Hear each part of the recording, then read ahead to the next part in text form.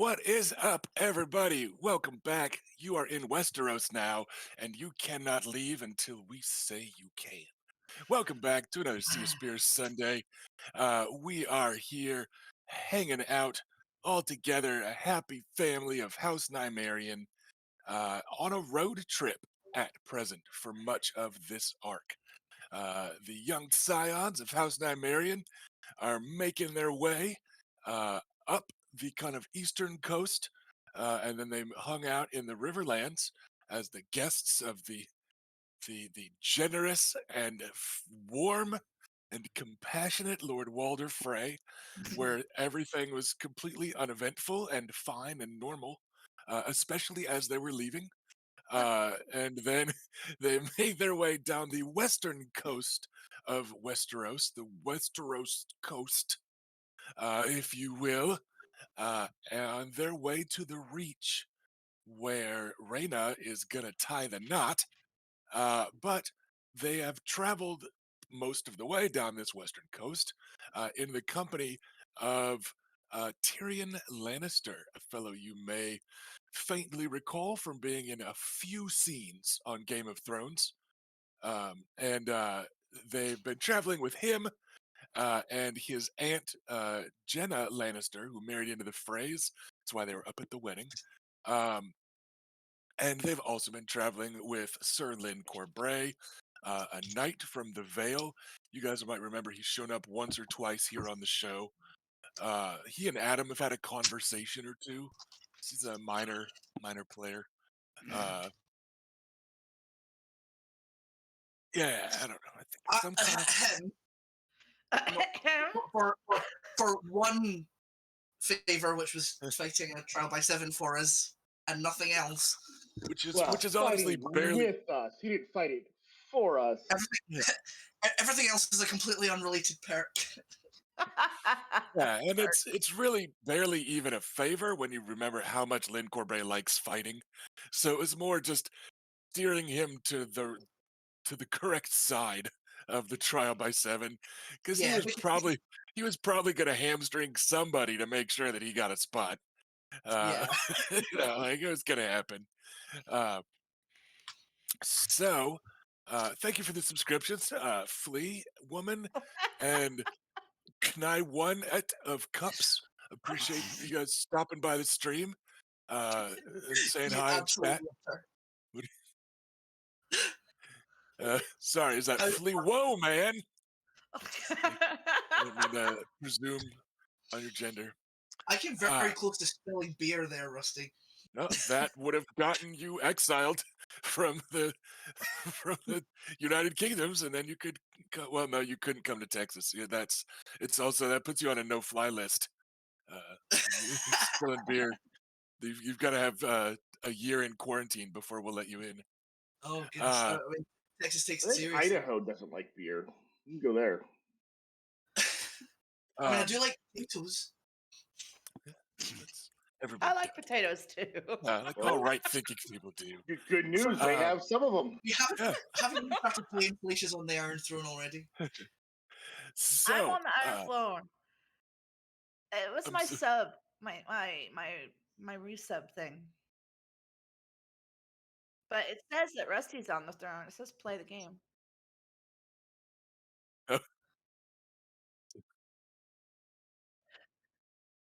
yeah.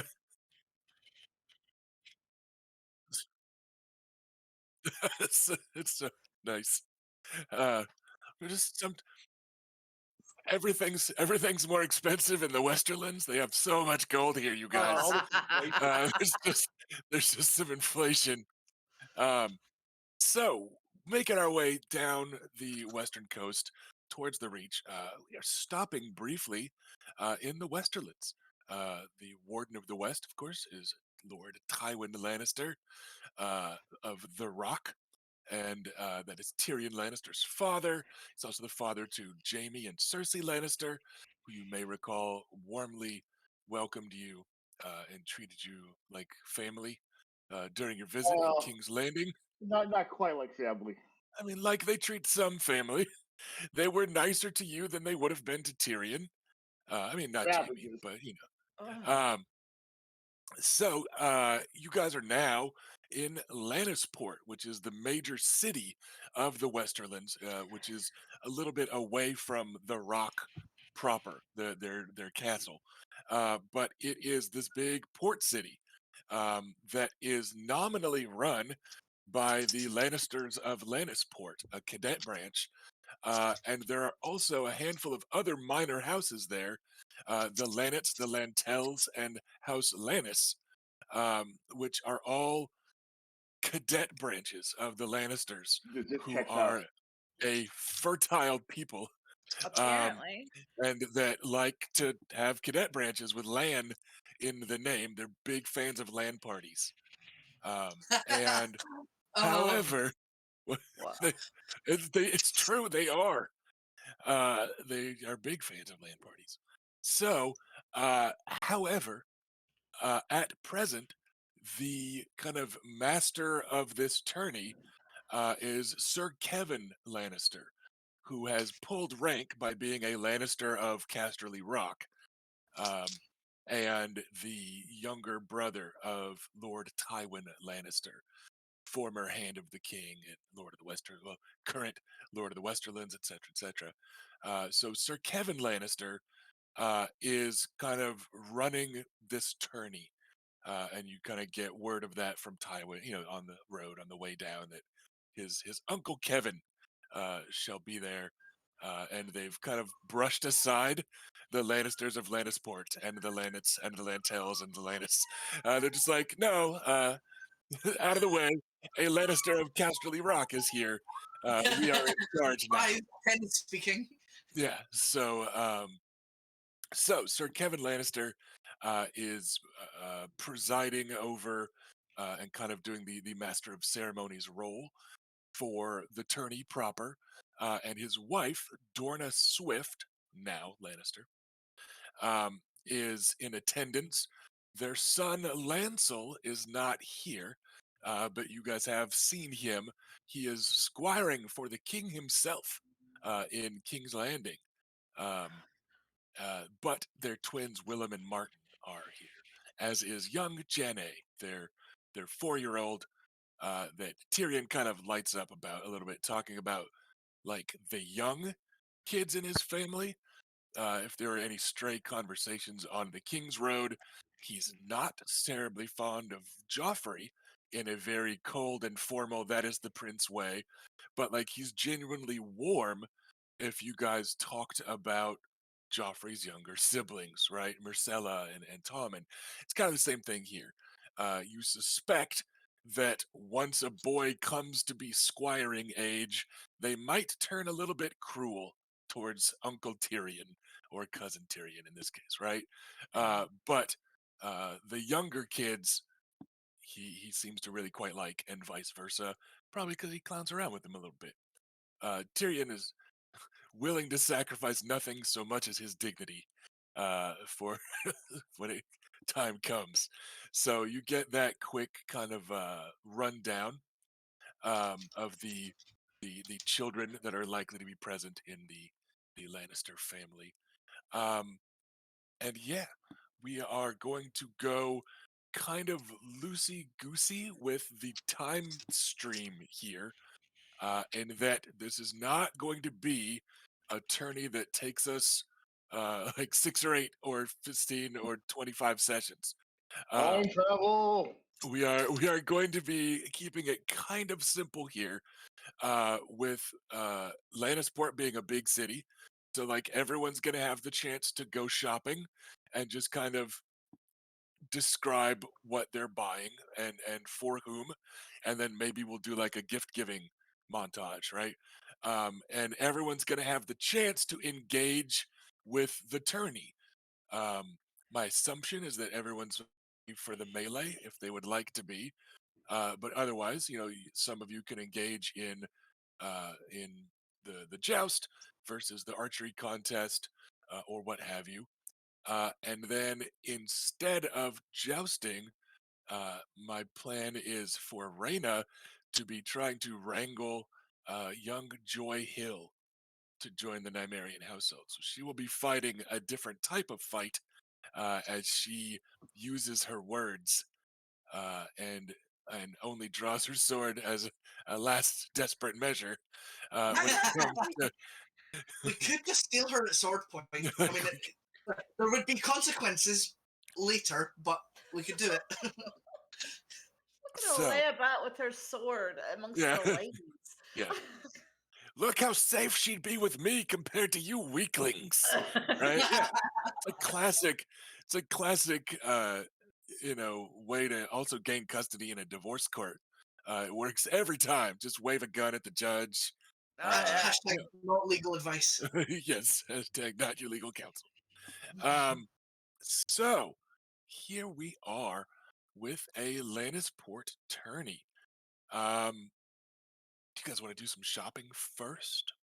Is that what we want to do? A little shopping, Oh yeah. kind of kick that off ahead of time. And I'm picturing a sort of like jump cut montage as Lannister small folk are finishing the tourney preparations and like rolling archery targets into place and hanging the red and gold lions everywhere as they're setting stuff up, and then like you guys are walking down the streets of Lannisport, going from shop to shop.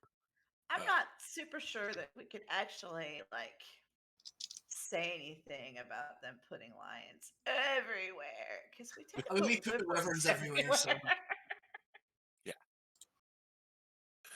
So who is up first? Who wants to go shopping? What you want to buy? What are we getting? I think very simple. I want to purchase. And by simple, Very I mean well. it's one item, not a simple item. Simple. Simple. Go ahead, simple Luke. Yeah. I am going to find some jewelers. I hope I can find that in Lannisport. Yes, they have a few people skilled in working soft metals into aesthetically pleasing shapes. Yes. No, Queen God, I'm buying 500 lizards. I'm sorry, what did Um, you just say? is this you trying to like subvert the scorpion Dornish stereotype? You're getting lizards instead. many lizard species are poisonous, right? Venomous, probably, but yes, some are. No, it's actually wrong. There are only two. Anyways, Now we've so learned about nature today. he is not shopping for 500 lizards. That was an incorrect guess, Gwen. Uh, but But now I kind of uh, wish I was. yeah. So what are we shopping for? I'm going to buy some jewelry or commission some jewelry for Lady Valena. Yeah, and These are going to and be. you guys will be Mhm. here for a couple days, so it's enough to say yes. We get commission things will be finished before we leave. These are going to be a pair of, well, anklets technically, so, but kind of hard to describe. I couldn't find any good images of what I was thinking, but kind of thin twin bands of gold that kind of spiral from the ankle up the calf. One's going to be regular gold, the other one will be either a white gold, which is like a gold silver alloy, or if they've never heard of silver here, I guess nickel. Or if they have just silver, I don't know, whatever the jeweler wants to do. Okay. Uh, each band itself will be fashioned at the very end of the head of a dragon. The gold dragon will have inset um, emerald. Emerald's green, right? Emerald eyes, and then the one on the silver body will be ruby. And they'll basically be intertwined, and they kind of go up like I said, from the ankle up the calf. So Cool. That sounds What are lovely. those colors symbolic of? And who are you planning? Whose legs are you planning to wrap these around? well, I said these are for Lady Valena, Uh, and these colors can be symbolic of anything. There's many different symbolism in those colors I chose. Uh-huh. okay. Or also it could be the But house some might colors of note the that like yeah. these might match a pair of house colors. Right. Just Some maybe. Uh, might note that. yes. So some business socks for his fiance. Mm-hmm. Well, Yes. because when you're trying to adjust those Right. socks, it's time for business. Yeah. I All right. yeah. I'm gonna leave it there. I don't want to be crude. I'm gonna leave it there. Classy. End it. Yes, You're in the wrong stream, mate. classy Luke. That's your. It's been the nickname since day one. There is. I guess the other thing I'd be interested in, but I don't know how actually possible it is to buy them on the open market. I know in the setting, where wood arrow shafts are have special significance and appearances, but are they something that can actually be bought here? Weirwood Never heard anyone actually is selling them. yeah, If not so, not this far south. What Weirwood you're going to find would be farther north than this. The Lannisters aren't the sort to kind of keep that sort of superstition going yeah, and anything like that. So yeah, they are not I necessarily guess I will make an impossible effort to to. buy, but yeah, not here. I guess given we're in a big port city, I will make an effort to look as a gift of a handful to my brother. I might make a nice gift, but be unsuccessful. I will just keep the rest of those plans to myself. Alrighty. So that is simple, classy Luke's purchase. And then 482 lizards is what I've decided on. The Okay. number of lizards I want. Yeah, Money not left over. right. All right then. Who is up next for a shopping montage? Where you going? What you buying? I'm game to go next. Okay. Go do some fancy lad shit. Um, so what I didn't think of several sessions ago was that Adam would have gotten Balin a wedding present, and we have dealt with that in chat. But now that we're past that, and in Lannisport, Adam's going to get a wedding present for Rhaena and Willis. Okay. And I wish I'd actually thought about that before I said it. But how about I just say he's doing that, and we'll reveal it And you can in hard describe copy. yeah, sure. Yeah, and that gives me time to think up something really cool and incredibly thoughtful. So another thing he's going to get is a gift for Lady Shella, though I'm not sure if it's something that he would need to take back home with him and then send, or if it's a thing that can be sent directly to Harrenhal from Lannisport. I'm not I sure how don't it know what works. it is yet, so describe it Well, and we will find out. he's going to get a small rosewood tea chest filled with black tea mixed with bergamot flowers and dried grapefruit peel, like in real life terms, like a kind of variation on like Earl Grey tea, basically, just kind of like nice, delicate, and that sort of thing. The sides are painted with songbirds, and the curved lid is set with a lozenge of carnelian held in place with a fine ring of gold. It's just like nice and tasteful, and containing a thing that he knows she likes. Okay. Yeah, that's the sort of thing With that you could send by messenger.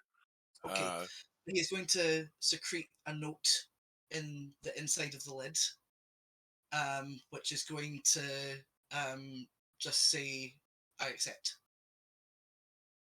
okay. Oh, Everything Um, okay, uh, Felicia? I didn't know he was going to do that. I still don't he know made though. So he's made an executive decision. And I am hand waving the fact that he probably, in the 3 weeks since we've been traveling, has spoken at least obliquely about it with the siblings. And yeah, he's been kind of thinking it's on his mind anyway, so he's just like, I'm not gonna wait until I get home. And yeah, he's kind of arrived at a decision. He's also going to get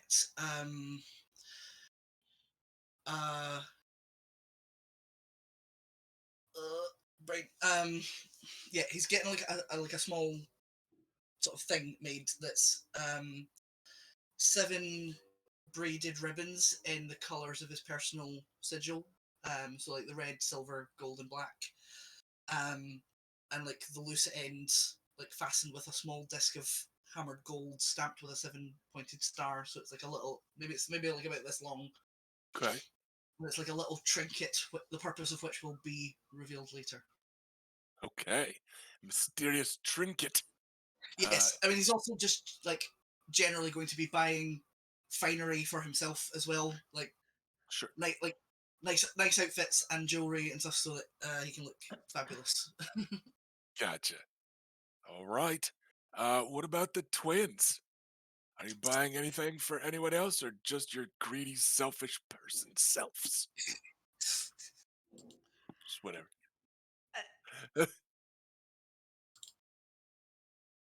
Like, yeah, you're like, now All right. nobody else gets anything. So who wants to go first? Sounds like Baylor's taking point. Yeah, sure.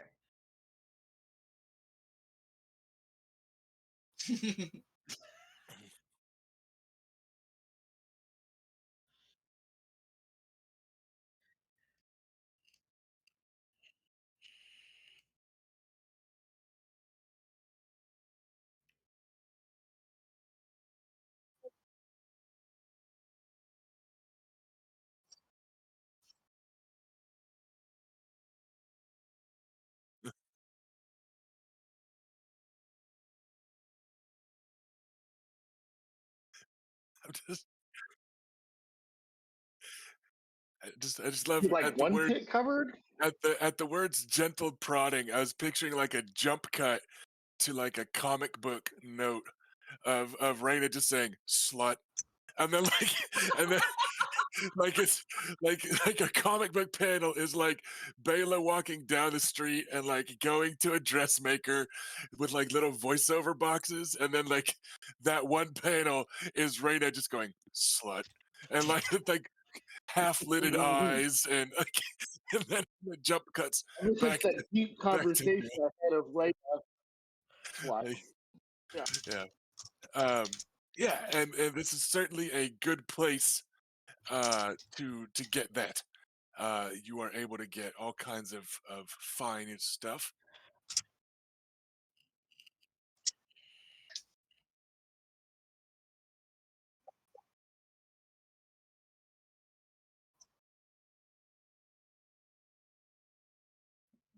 Okay,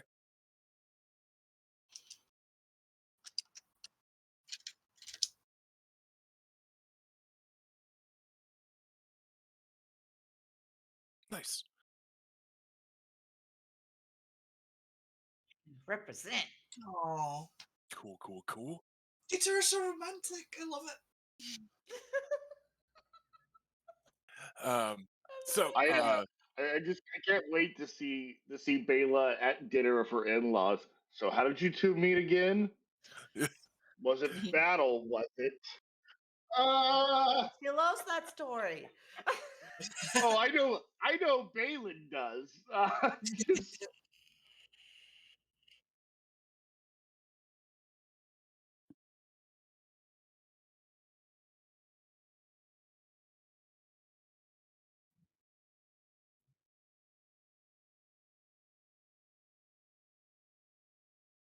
Mhm.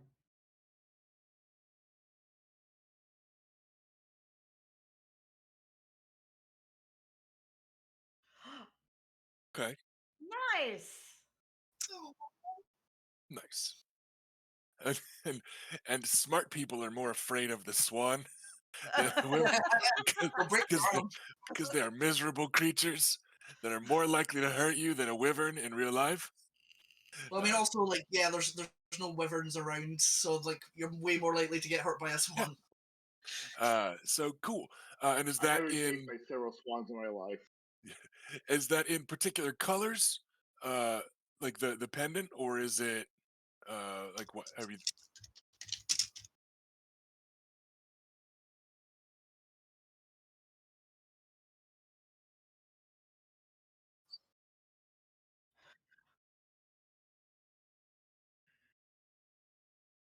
cool? So all right. So there's the clashing colors going on as well, and yeah, nice, neat. So sounds cool. Sounds cool. Anything else on Bela's trip to the mall? All right then.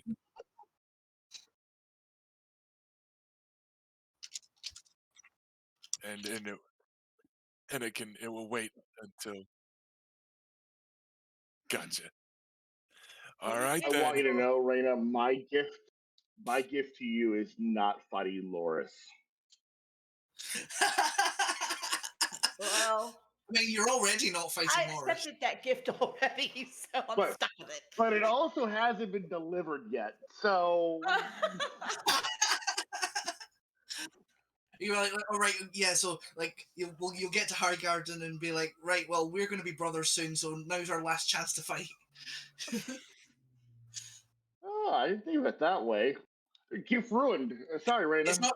It's Sorry. technically not kinslaying if you do it before the wedding. All right, and the Lady No. Reyna herself. What has she got planned? Uh, oh, I planned on purchasing.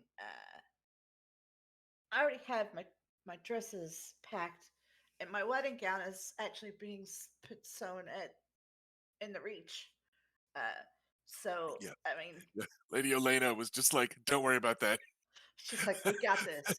Like, well, uh, We should probably give something to Elena when we get there. oh my god, I didn't even think of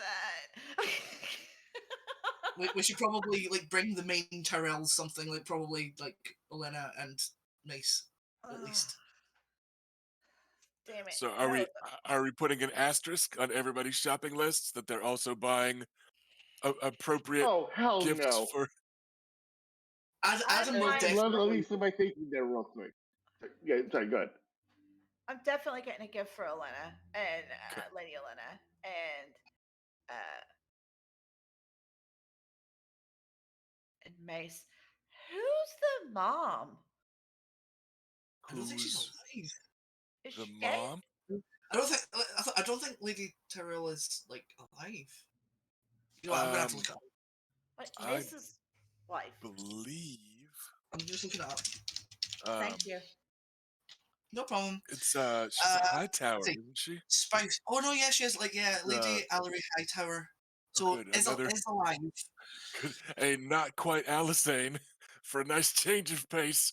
It started out another Alisane, but then they switched Yeah, it up for us. That's nice of them. Allery. Alerie. Okay, and Allery. is she a high tower? She is. All right, cool. She Yeah, is. nice. So yeah, Okay, I'll definitely be getting my new in-laws presents as well as Lady Yeah, good Elena. idea. good. And and because I'm not stupid, I'm getting something for Lady Marjorie. Oh, that yeah, that's definitely a good idea. And like similarly to Raina, like Adam, like probably like knows Okay, what's so like, we will probably what Plyto will be right, getting like appropriate gifts we for will her to we send. will we will asterisk those shopping trips for you guys to be able to have appropriate gifts later. If you Here's want one to, I made earlier. yeah. So take your time to think of some neat stuff. Okay. And I had ideas on what I wanted to get Willis, but I'm not gonna be like buying them and taking them with me or anything. Uh, I'd actually wanted to bring him. Uh, Dead ass. a, BTB, bring that booty. I wanted to bring him a pair of sand steeds. Oh yeah, that would be kind of awkward Okay. to traipse all the way Well, around. Right? I want to give grandfather, him a yeah, pair of sand steeds, a mare and a grandfather stallion. and some other Nymaryens are going to be traveling cross country. They're Right. just doing the shorter trip. Grandfather wasn't going to traipse all the way up to the fucking river, So yeah, there is a Nymarian contingent traveling from east to west, and they could bring some of this stuff. Yeah, no Right. problem. Perfect. Right. I mean, you know, Grandpa's coming to High Garden. Oh, he must Yep. really like Lady Oleda. right? I mean, we hardly And saw it during Adam's tourney. he likes us. Yeah, he does. Shush you.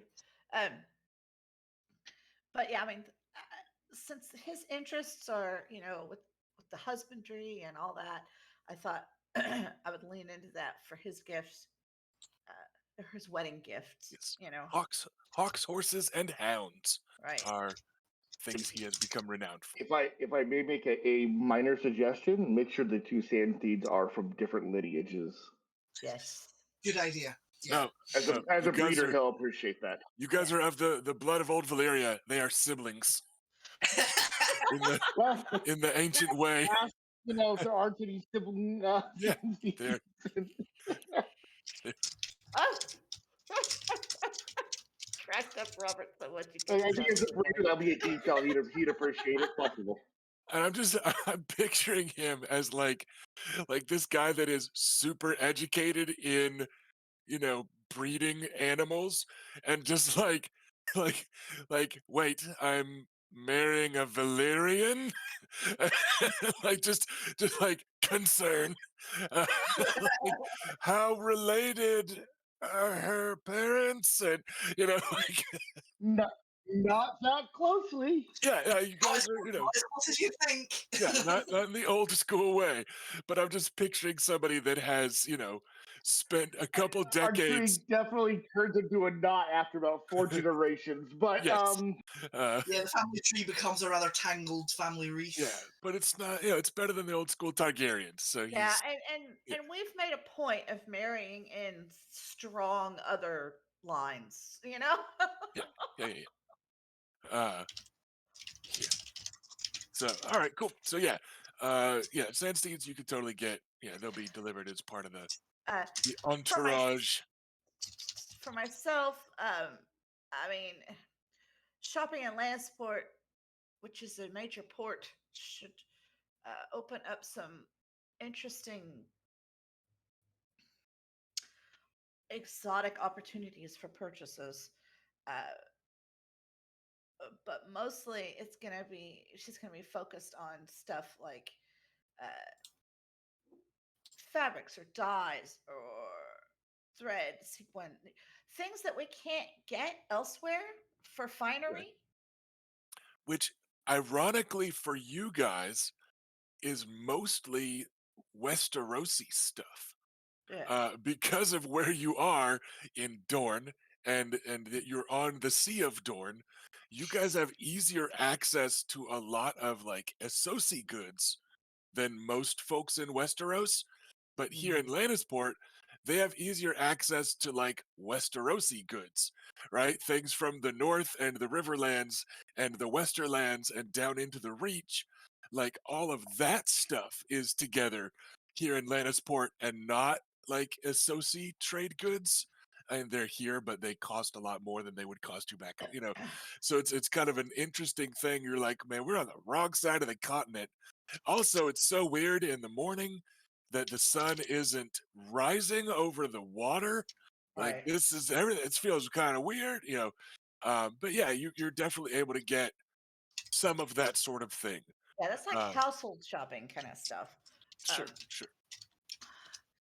And uh, some of this can be things that you're getting, like as you purchase it, you're like, and here's extra arranging for it coin, to be sent. yeah, for it to be delivered to Highgarden or whatever. Yeah, that's just fine. Um,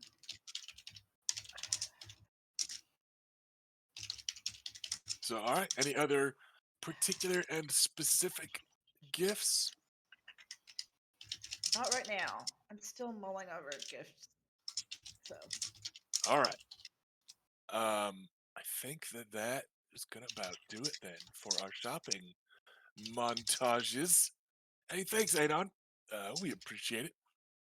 Um, so yeah, everybody's able to get some pretty cool stuff. Whether it is the pretty cool stuff that is described exactly just now, or if it's cool stuff that will be described at a later date. And yeah, it's an interesting feeling, probably being back in a big city that is different than King's Landing. It's much smaller than King's Landing, and it's got less of a mixture because again, King's Landing is on the east. It's got some Associ trade coming in, more Associ and Summer Islander and stuff like that. Whereas this place still just feels like pretty Lannister. Even just the people that you see. Like, there's a lot of blondes walking around, and the Andal blood is rich in their veins here. Um, so it's parts of it are contrasting your visit to King's Landing, but parts of it are kind of similar. So you're able to take advantage and buy some neat stuff. Do they like have a special a like patented accounting tool that they use for counting all their gold? Oh no, they don't. No, if who counts their gold? How middle class of you, Oh, okay. counting money. Adorable. Suppose that's something the poors do. Wow. Yeah. Um. Yeah. The as a quick reminder, in game terms, part of the kind of stereotype about the Westerlands, is if you remember back to like house creation, where different uh, regions give modifiers when you are making your noble house. And in those modifiers, you've got for the Westerlands, I believe it's the single biggest modifier that anyone gets. I think their modifier to wealth is the biggest one. Give me 1 second. I gotta double check. Um, but they get a fat bonus to starting wealth. Yeah, they get a +20 to wealth. Uh, Wow. right? So like the North gets a +20 Yeah. to lands, which is again one of the little quirks slash flaws I have in this game, because land points are what you spend to have like villages and stuff.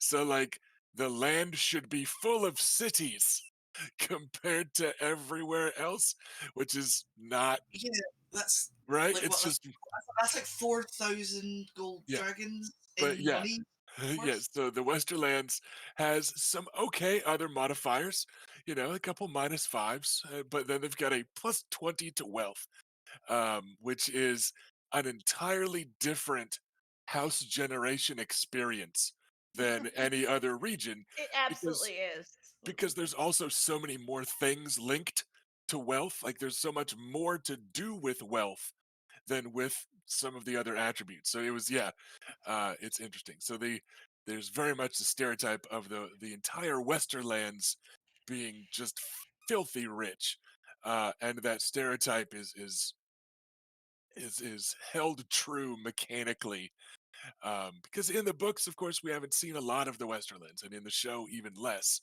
But there is this sort of stereotype there, uh, in other products, about all of the Westerlands just being pretty wealthy, which is why they also uh, can draw pretty large crowds for tourneys, especially when it's a little bit larger tourney. This one isn't. It's almost an ad hoc affair by Westerland standards. It is a an almost Westerlands only tourney, um, and you hear some chatter in town that there is a tourney down in Hightower right now that seems to have split some of the tourney crowd. So a lot of the Knights of the Reach, who are more concerned with the prestige of doing well in a tourney, have stuck to the Reach, where they can smirk at their neighbors, right? Like they're here to strut around and get the regional prestige. Um, so you've mostly got Westerlanders in this tourney. And this is made clear when you go stop by to register with the Master of Lists, for instance, who is, in this case, the Lord of House Lannister of Lannisport. He has been relegated to Master of Lists, as Kevin is overseeing the whole thing. But yeah, it's a glance at the roles, and you see an awful lot of Westerlanders. and not very many outsiders, um, because the Westerlanders are who's close, and yeah, same sort of thing.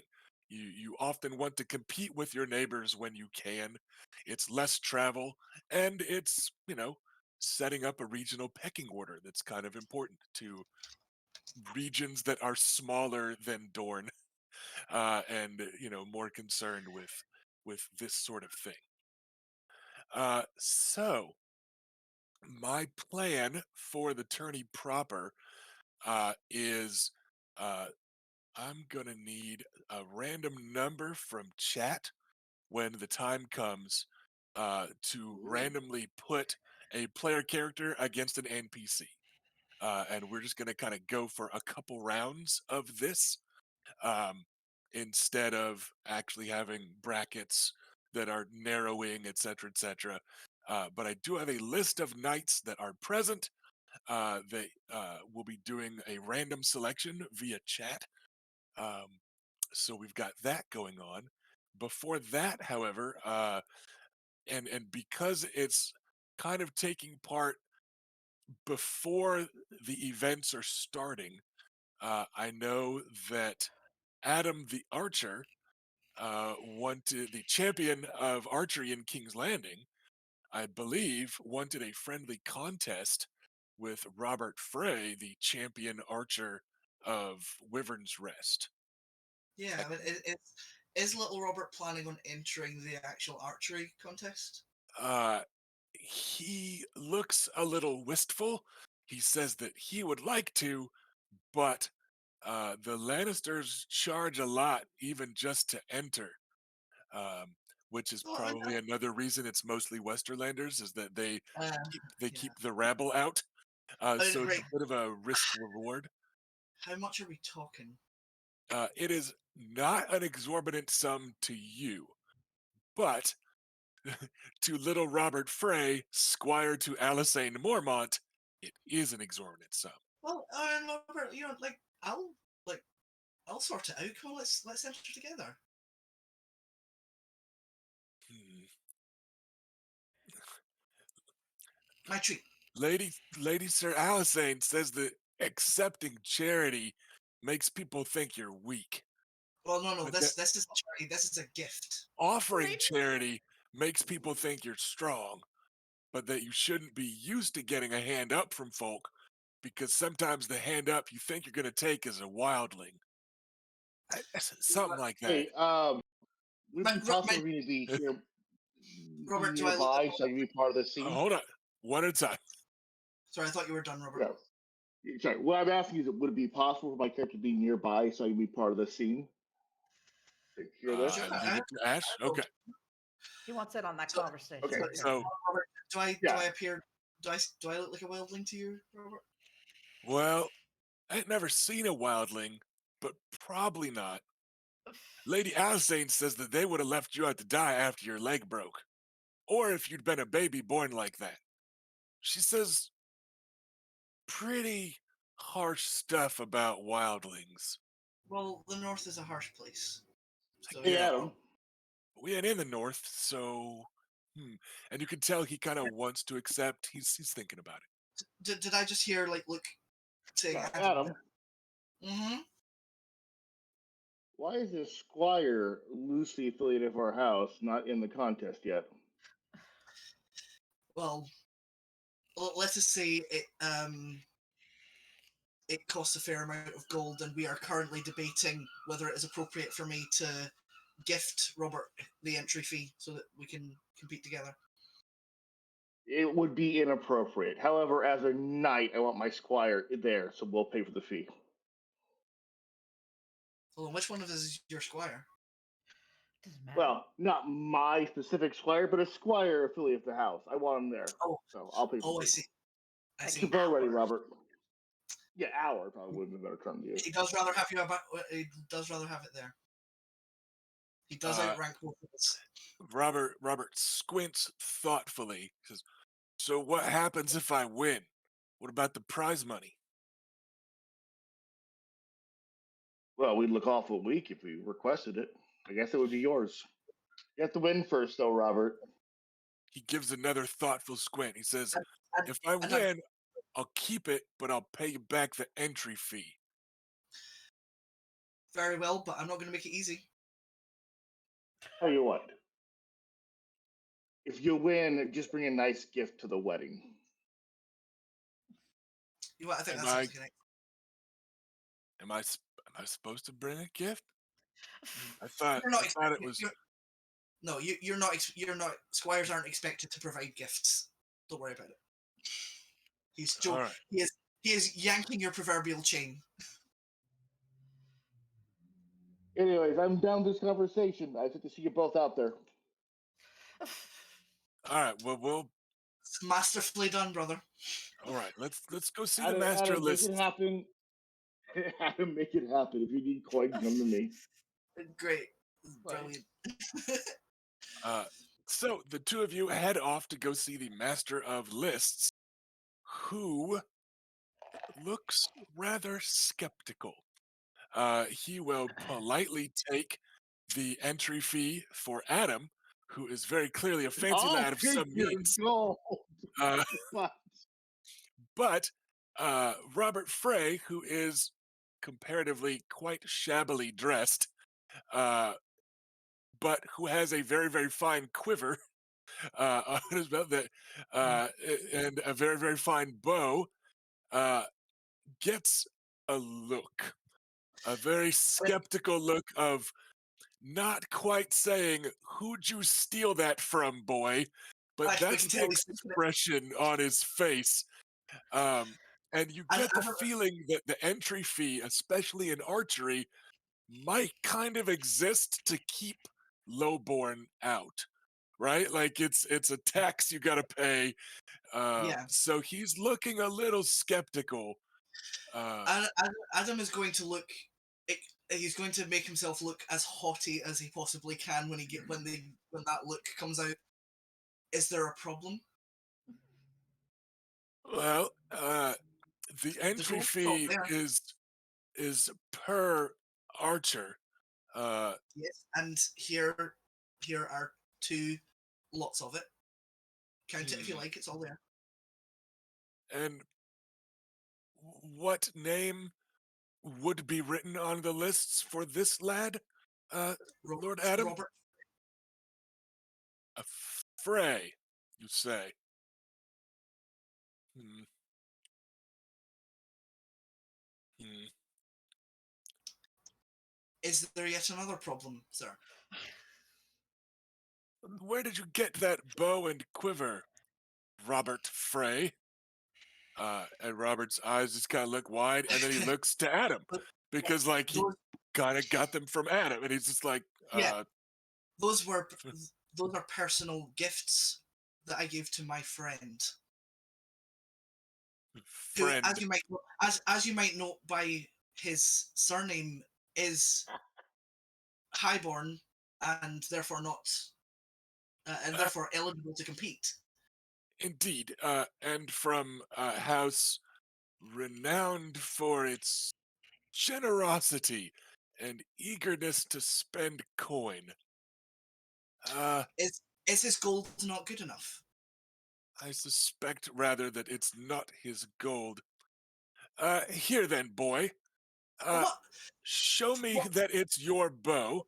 Uh, you two, go and shoot. We've got the No, no, targets set up. he doesn't. He doesn't have to show you anything. You didn't ask me to prove that that this was my bow. Very well then. You can prove to me that it's your bow also, so that I'm not discriminating against our Riverlander friend. Go on. The targets are just right there. You. Blah, blah, blah. And he hollers for one of the squires to come over, and it's some blonde kid in like a polo shirt with a popped up collar. They all look the same. Right? I knew it. All the But that- Lannisters and Lannets and Lantils and Lannies and the Leffords, who are another branch. It's some fucking blonde kid, There's a you know. little Corvette behind him. Yeah, uh, and he waves the boy over. He's like, "Show them to the targets and let me know how they do. Off you go, lads."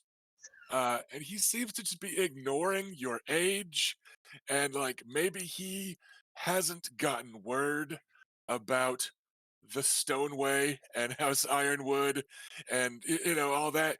He just Mm. seems to think you're a couple of kids that maybe stole a bow or two, and so he just gestures you lot off.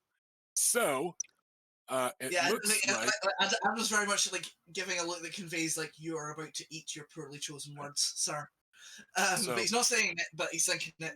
And I have a quick question of like, is where the master of lists sat within like when we get to the where we're firing at the targets?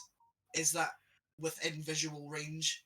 it is, but his back is to it. Like their desks are set up with like their back to the open field, which is gonna host the jousting and the archery Yeah. and stuff.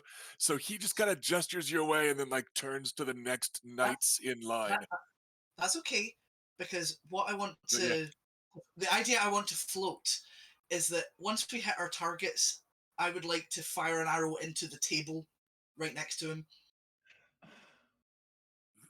that would mean shooting your bow towards all the knights that are near the table. Fuck. Like, Damn it! cause I they're wanted to like. yeah, that would be uh Adam got Damn it. arrested. yeah. Um I was just, I really, really just, I want to fucking teach him a lesson. He needs to be like lighting a cigar right now. Is what he needs to be doing. So you shoot it out of his hands. it's not quite going to be that Damn that easy for you. That it. Well, said, um the that's field is right there.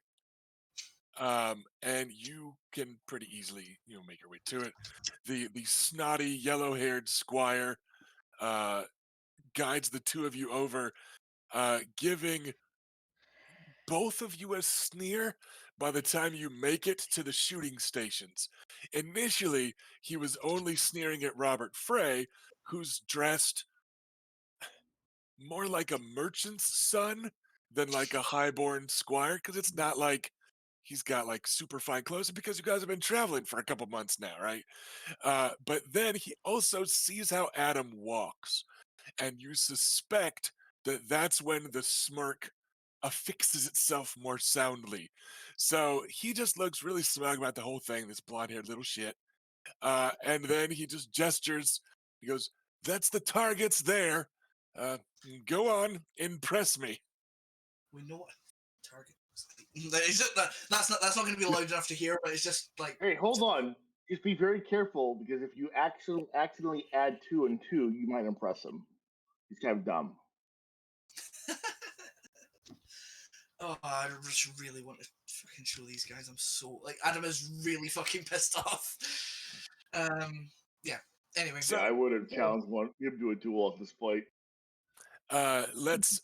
You would have challenged a squire to a duel, or you'd be like, "Who's your It- dad? Tell, where yeah, can I find your you go father?" get him. I my dad kicked can your beat up ass, your but you're just a kid. You go get whoever's in charge. And then we would talk So things out and settle them like men. With young Tywin Lantel smirking at the pair of you That's like a with 3rd-tier Lannister. It's not even a real Lannister. You can get him. Right? It's a uh little I'll go for tenderloin it.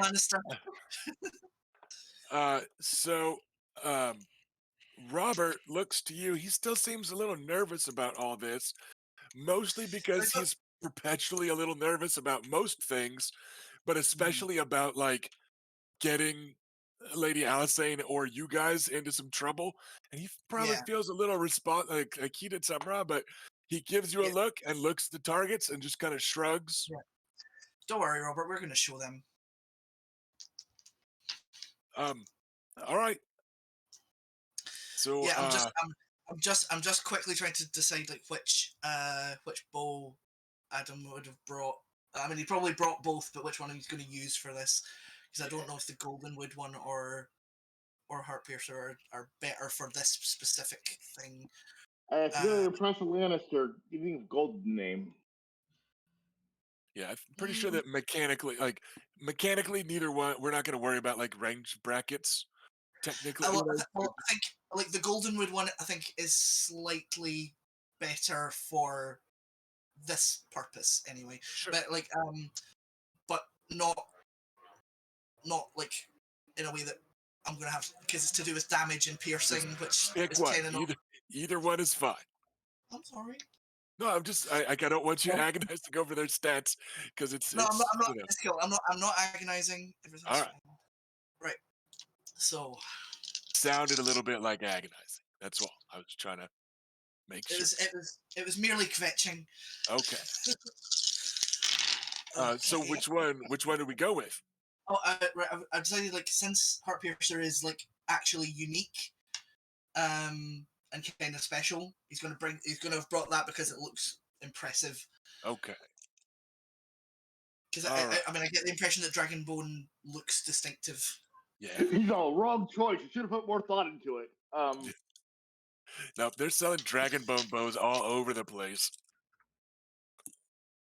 So we're just gonna kind of say that each roll of the dice is, say, 3 arrows, and you guys are just kind of, initially getting the ranges down, and we're just gonna kind of compare totals.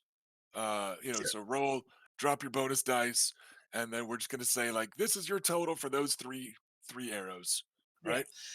So Uh, yeah, I got. Oh, I've already rolled. Is that okay? yeah, go ahead. So what was your total for the first 24. volley? 24. 24? Okay. 24. And he ended up with a 19, uh, which Respectable. is notable because you can't get that on 3 kept dice, right? So you guys are both, clearly at least keeping 4 dice, which is the sort of thing that should be kind of notable, right? Like it's But, a level of accuracy.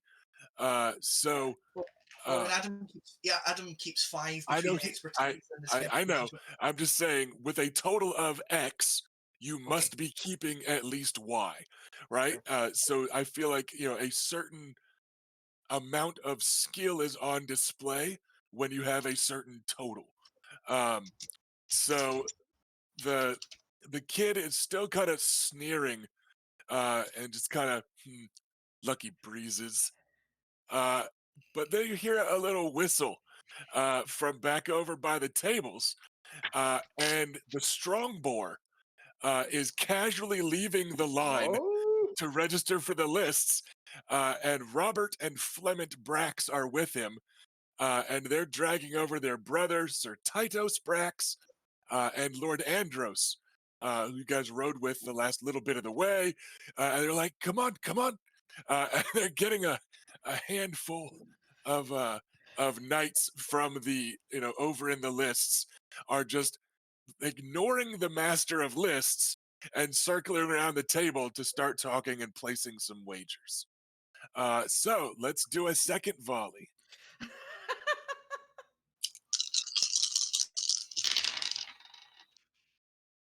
Mm, that's looking a bit less good.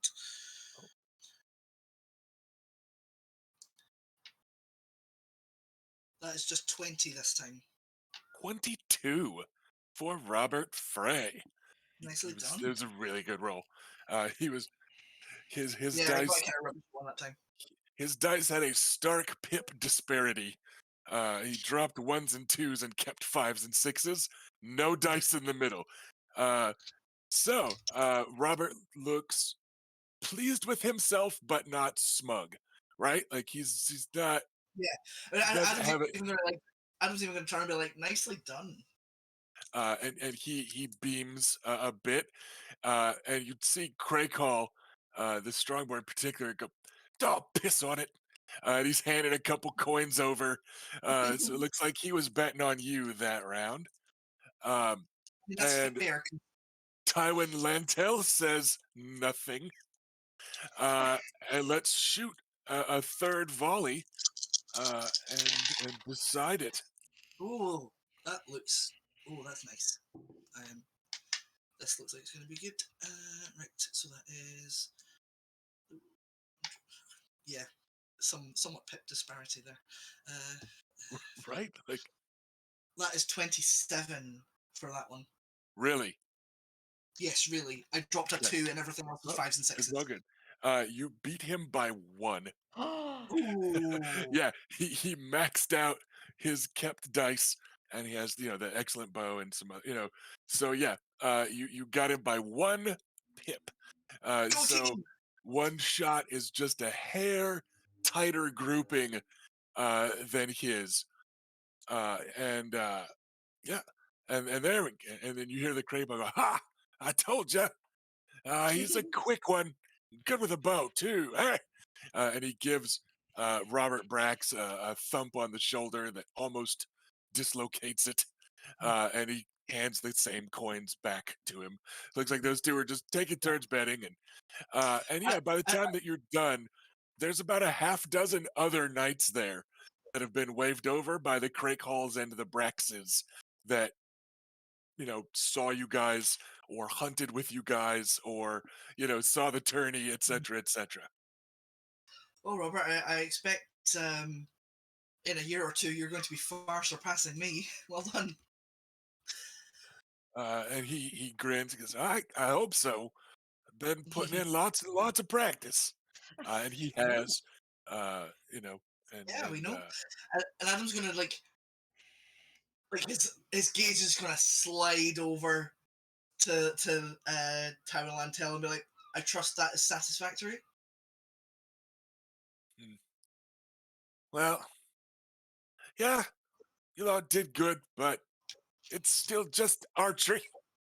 And he turns and makes his way back over towards the desk, um, and trying to ignore the gathered knights and lords that are like cheering you two on a little bit for just archery. Um, Yeah, he so wouldn't be calling it just archery if we put some of these arrows through his fucking thick head. Turn it into a pincushion. Yeah, Adam's quite happy to mutter that to Robert. he's just a squire anyway. That's right, we shouldn't care what he thinks. Same as me and less than you. Hmm. I would consider him lesser than you just by his actions. Aw. Well, and he is just from a cadet branch. I'm not from a cadet branch.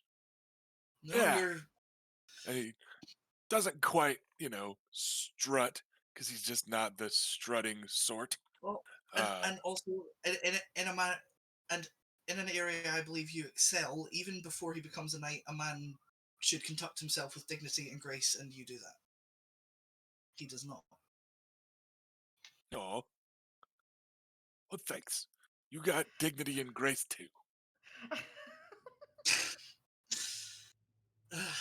And so you guys chat a bit as you make your way over to grab your arrows. Um, and as you make your way back towards the lists, you can see that the Strongboar is looming over Tywin Lantel, who is, and he's also like looming over him, right? Like Yeah, leaning in close, and yeah. giving Real quick. him, whatever the Crakehall had for breakfast.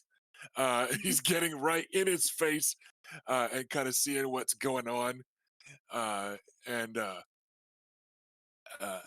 you guys see some grumbling, uh, and some muttering and whispering through the ranks of some of these Westerlanders that had gathered.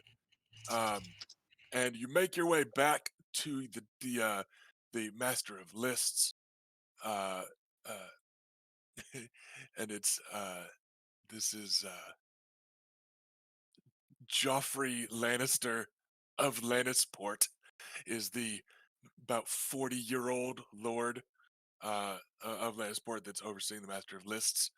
Um, and he looks, I don't want to say sheepish, because he's a Lannister in the city that he is lord of. So he's not going to ever look sheepish, right? But he looks, let's say, confused by this turn of events. And as the nights part and you guys walk up there, he reaches over and he shoves your small stacks of coins back to you. And he says, your entry fee has been paid, courtesy of houses Brax and Crake Hall, who explained to me my misunderstanding of the situation. Well, I'm glad that I'm, I'm glad that the houses of Crick Hall and Brax were able to address that little misunderstanding. Most gracious of you. And it looks like most of the money came from Lord Andros Brax, Yeah, who is the father of the Braxes you met. And yeah. he just gives a little kind of satisfied nod. And then the scene, as far as they're concerned, largely ends as the strong boar just says, "Now go polish someone's armor, you wee cunt," and Yeah, like waves Adam's gonna Tywin loudly Mantle laugh. away. Yeah, like Uh, that's just gonna make Adam burst out laughing. But he will thank all of them effusively, and we will be on our way. and he gives a matter of fact nod, and continues kind of mutter growly berating uh, the Lord of Lannisport uh, in a not quite insulting way, but he's sharing some of the stories of the campaign that you guys were on, stories that you guys and the Lords of the Stormlands shared during the after hours of the feast, uh, and Oh, yeah, like now I'm like we have definitely gone on our way, but like I guess like hearing that like retreating behind us, like Adam's like, oh, I should have told him to tell him the story about how I killed uh killed a guy while riding at speed with an arrow. yeah, and so he's kind of explaining. He's like, look, we're way over here on the west coast, and you mayn't have heard, but let me tell you something about House Nymaryen, eh? Make sure you're listening. And looks like try to put a little respect on your name here on the west side. Where Oh, they're good eggs, those guys. so uh yeah. So Robert, now, do you think he meant that just you have to go polish some armor, or do we both have to do it? I think he was just saying it so that we could go. I mean, Fair enough. Lady Alicent, she gets kind of grouchy if I polish her armor too much. She likes it better with the leaving some oil in so it's a little darker. She says in case we gotta raid a wildling camp, she doesn't want it to gleam like Darn's arsehole, she says. Uh, I don't know. Goodness, that woman can really turn a phrase. But and I suppose that's fair enough, and I suppose if it is slightly oiled up, I mean, like nobody can grab a hold of you if you need to wriggle away. I mean, she just likes it with some of the darker grease still on. Plus, if That's you fair. leave the stuff on, then it doesn't rust so easy and you don't have to roll it I in the suppose that's buckets of sand and such. So, I don't know. yeah. I suppose like that saves you a bit of a job, I guess. She doesn't have the same armor that, uh, my uncles and my granduncles did. Well, she Uh, seems to wear she has a lot of furs and stuff as well. Yeah, she got chain, and there's a couple patches of like splint in there, but it's all different than taking care of proper plate. It's way easier, and she don't seem to mind, so I don't seem to mind. You make a good team. Yeah, she's pretty swell. Yeah, so we'll like continue, I guess, in that vein, and we'll go do whatever we're supposed to be doing in the meantime. I All do have right. things to do, but yeah, like not Yeah. urgently.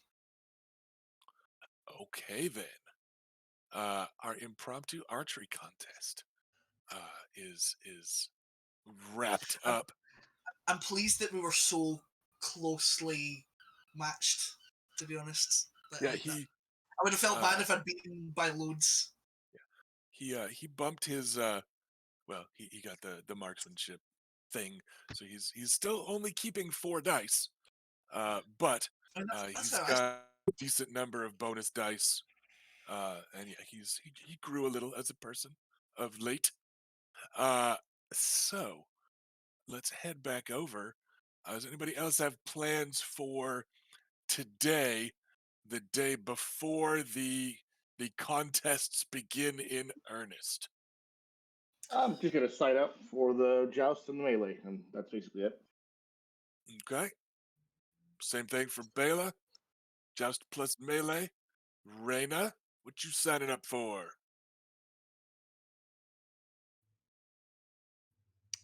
Just the melee. Okay. And while you were there, did you just sign up for the archery, Adam? Yes. Okay.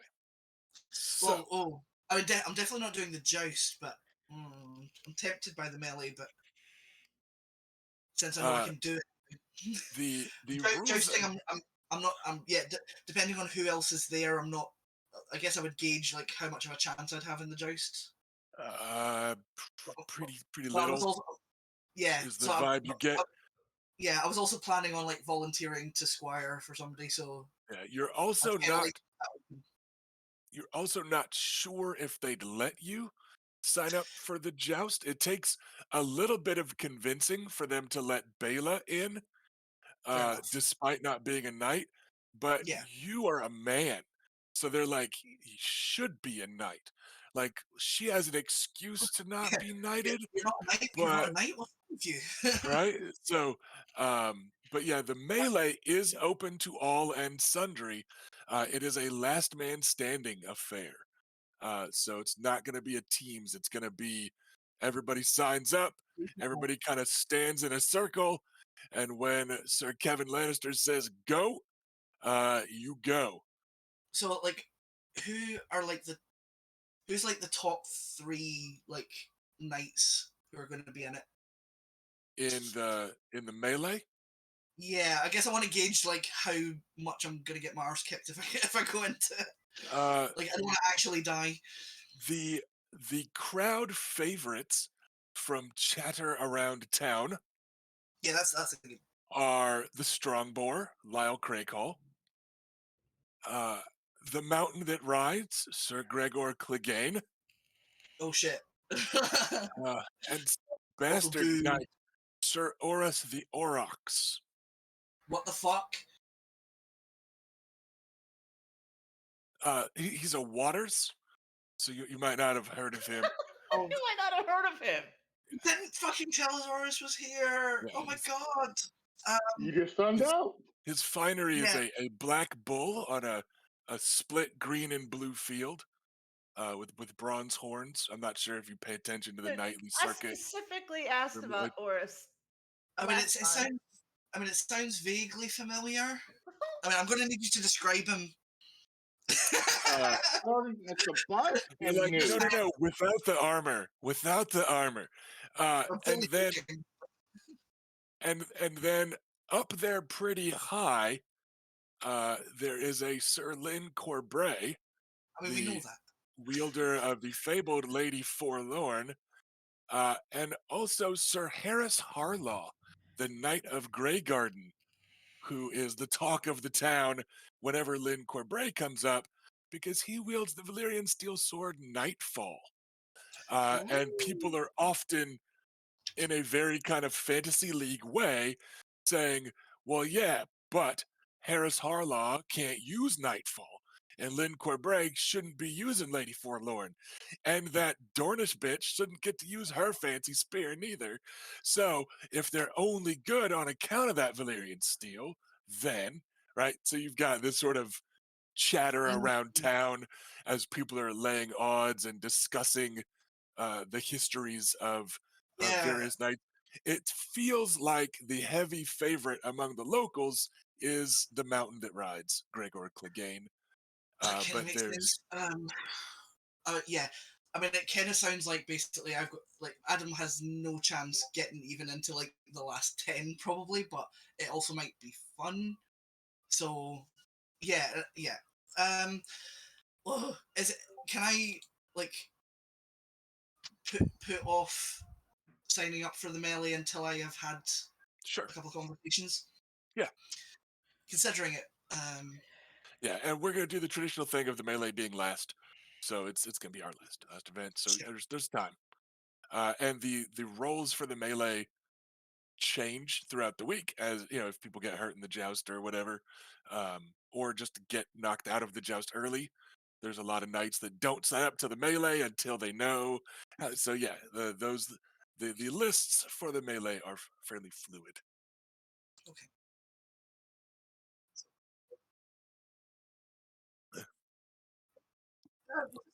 Kick them My plan for the melee is honestly to handle it probably as like one roll each, and just say for each degree of success you take someone out. That was kind of what I was thinking, and then I was just going to go down the list and tell you who you take out. But yeah, we're not going to actually run a big fight with every one of these knights and lords, and not on teams and etc. etc. So, um, all right then. Sounds like everybody is enrolled, and you are able to. Oh no! I got it Where fixed. did got what fit? What I miss? Oh, somehow my microphone deactivated itself in Oh, OBS. oops. Um, where did I write down? Did anybody write down the name of the inn you guys are staying at? Because I thought I had it. No, I didn't write it down because of who I am as a person. I didn't think it was important, so I didn't remember. Yeah, Yeah. and it isn't like hugely important. It just occurred to me. I'm like shit. I One of those thought I dual had it names, written like down, but something and It something. Was it like the Gold Dragon or something like that? It was Yeah. no, it was in like this in between area. I remember that, like, kind of close to the dock It was like area. it was near the docks. yeah. But that's It all I had a little remember. bit of a soci flair, but anyways, Right. yeah, I made the mistake of separating out my Westerlands notes from my Riverlands notes to try and be organized, and every time I try to be organized, I I mean, we fuck could- stuff up. It's I mean, okay. It's not. We could hold It's- off until you find it. Yeah, no, it doesn't matter. I was just gonna name drop it, like, but it's fine. Everything's fine. So you are back at your inn that night, like the night before events start in earnest. Everybody's had their chance to go shopping, etc., etc.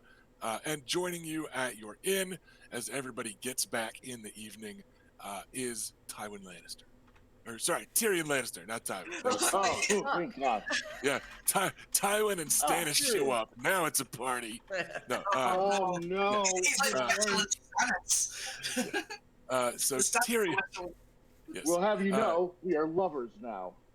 Tyrion Lannister shows up River. and is hanging out, um, and as everyone's recapping their day, says, Lady Rhaena, you did not sign up for the joust tomorrow. Superb.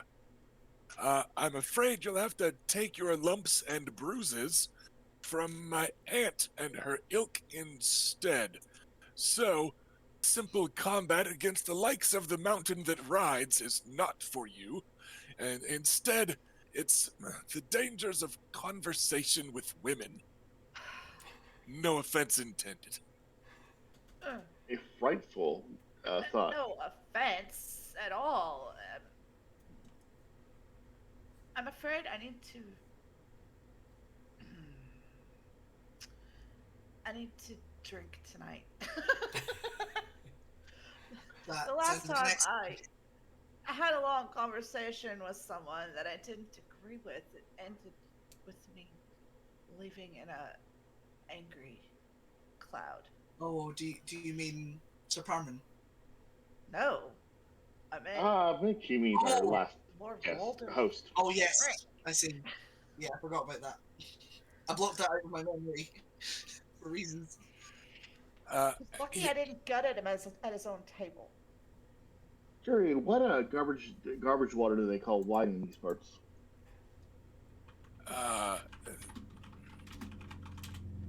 We do rather have a red, and he gestures towards his garb. He goes, it's not the worst. I've drinking perhaps my fair share. we'll get some.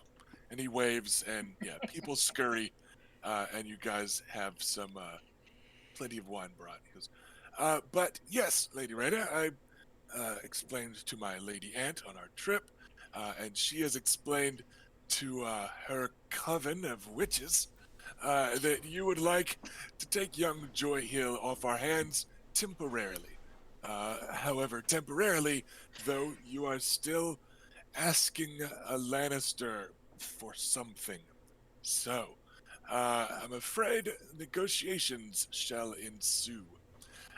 But my Aunt Jenna has decided to gather the women tomorrow.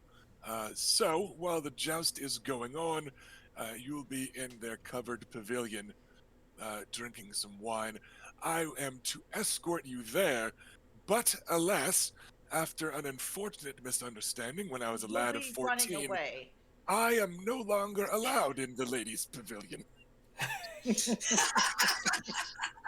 would Misunderstanding. That think sounds That's a story.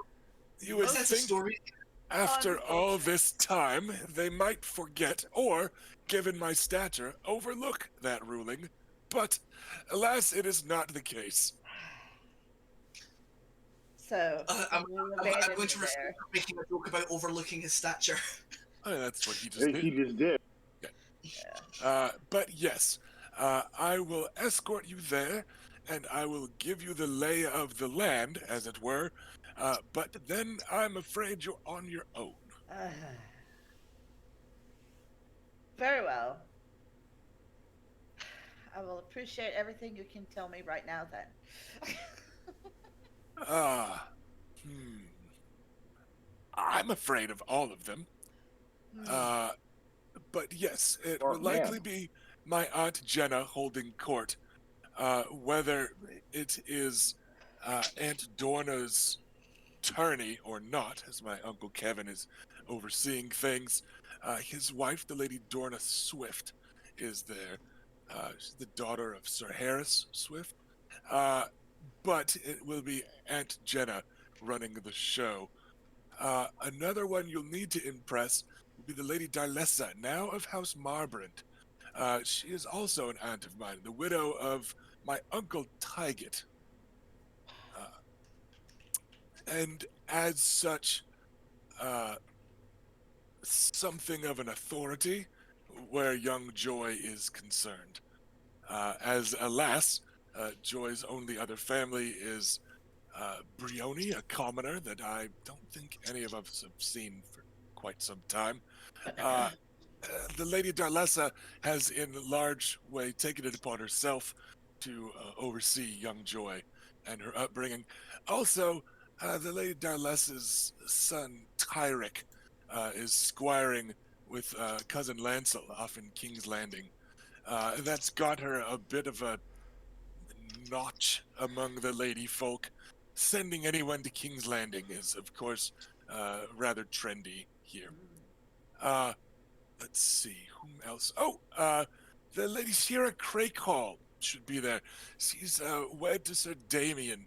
Lana Lannister is her daughter. Uh, she married in. Her daughter is a Lannister now, also. That grants some credit. And Lady Lana is also likely to be there. She is wed to an Ontario Jast. He is of little import. She still often goes by Lannister. You may have noticed, there are a few of us. Hmm. Uh-huh. Oh, yes, the Lady Miranda.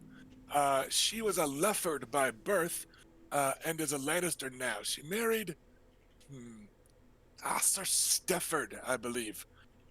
It's mother now to my cousin Davin. He has an atrocious nose, but the Lannister name. And lucky for some of us, that's enough.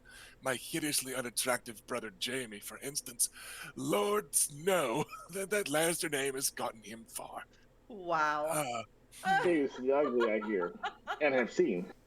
yeah, we've actually seen Sir Jeremy. Good Uh, thing he chose a life in Kingsguard. For his indeed, sake. there was no marrying him.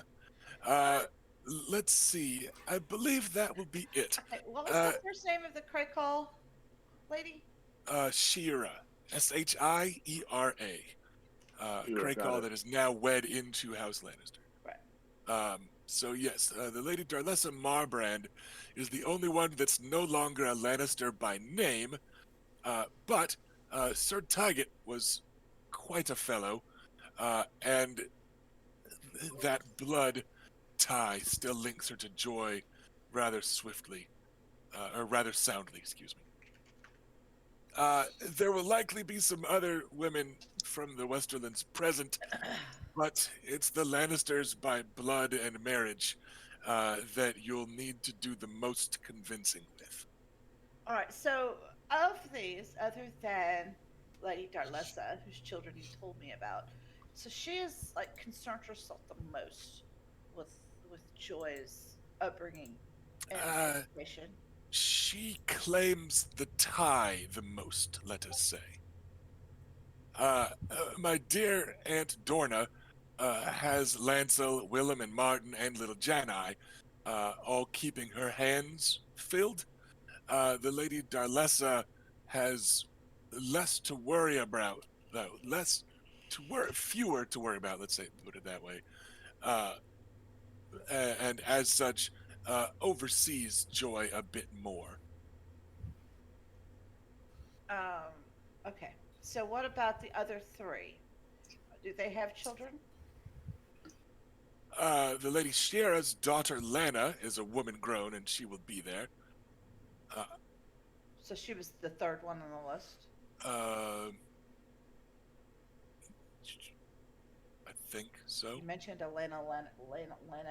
Yeah, well, she was. Yeah, so it's Lady Jenna Lannister, who is in Right. charge because she's Tywin's sister, Right. right? Lady Dorna Swift, who is married to Kevin Lannister. So Wow. like, But she's she's not going up to real. be there, right? She is going to be there. Oh Lord. Yeah, it's just that Jenna is still kind of pulling rank just by being Tywin's sibling, right? But she is nominally the one that's in charge, Lady Dorna Swift, because Kevin Lannister is overseeing the tourney, etc., etc. But Jenna has the direct blood tie to Tywin, so that's why she's kind of got the leg up, right? And then Darlessa Marbrand is the widow of a brother of Tywin, Right. Right. right? Right. And that's why she's kind of up there next. Like they're of the higher the Tywin generation. The others are either more weakly related to House Lannister, or are younger, or both. Like that's why like those are the big three: Jenna Lannister, Dorna Swift, Darlessa Martin, and it's Dorna Lannister now because she's married. But the books are really inconsistent about when they use It's kind of whatever they feel like using. right I like think. yeah but yeah it's those are the big three, and then there's the three that are kind of the second tier is Shira Crakehall, her daughter Lana Lannister, and Lady Miranda Lefford. Lady Miranda Lefford, Yes, who's married to. who is wed to Stefford Lannister. Oh, so she rhymed her old house to the first name of her. Yeah, kind of. She was a Lefford, but she married Sir Stefford. Um, so yeah, All right, so Shira has a grown ass daughter who's married to somebody else. yes, she is not married to her mother. That is correct. And the Lady Lana that's listed on this list Is the not her. daughter of Lady Shira. Okay. Yes. So, and then Lady Miranda Lefford married to Stefford. Okay. Yes. Got it? Ish. Yeah. So, Okay. And again, if there's a minor misspeaking or something tomorrow, it's fine. By tomorrow I mean tomorrow in game. It's fine. We'll say that you get the skinny from him enough. In fact, okay, sounds good. Because it's just good to know yes. who is. Who's who? That's why going to not be formatted very neatly. Like it's all coming out in like one line of text. So sorry, but there you Yeah. go. I just put some of my notes there in our Discord chat to hopefully help you double check your So yeah, those are the ones that will need the most impressing. And it's back to kind of Anchor goes, I'm afraid I'm really not sure what trueborn, highborn, married ladies like. It hasn't really come up for me. So I'm afraid you're on your own there. Whatever it is, ladies like, give them. Or promise that you will supply to joy, or both, perhaps both. Um, yes. Alas, I am not an expert in such things. Hmm.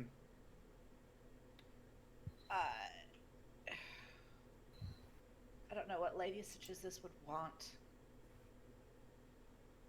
but I think they want.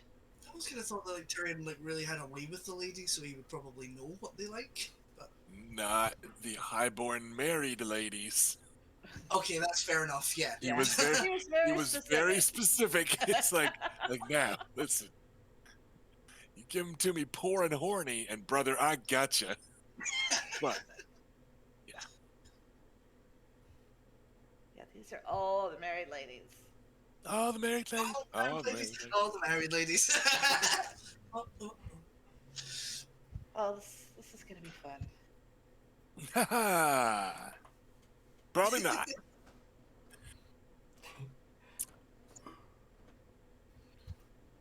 For certain values of fun, certainly. That's why Bela likes to hit things with sticks. Much simpler. Easier, cleaner. I would walk by Rita and pat her on the shoulder and say, well, consider this good practice for when you're surrounded by nothing but reach maidens.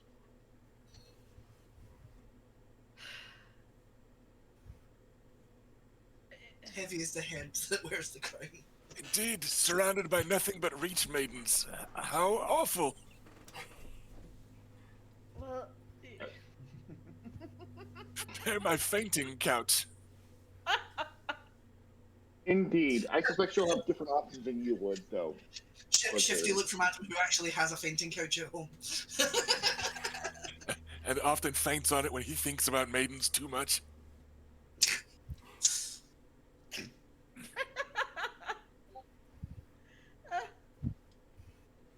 heard something. Okay. Okay. Good. Okay. Hey, Bela, would you stab somebody who gave you these? I'm going to show her the anklet jewelry. Would I stab someone who gave me Yeah, jewelry? like, would your instinct be to stab them or other things?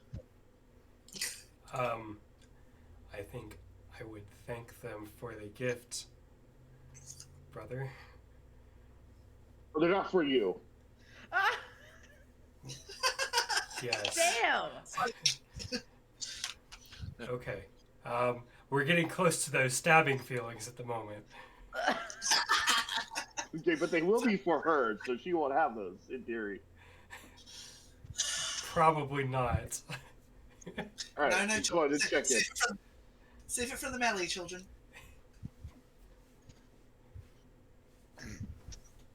Oh, more of that wine than I think.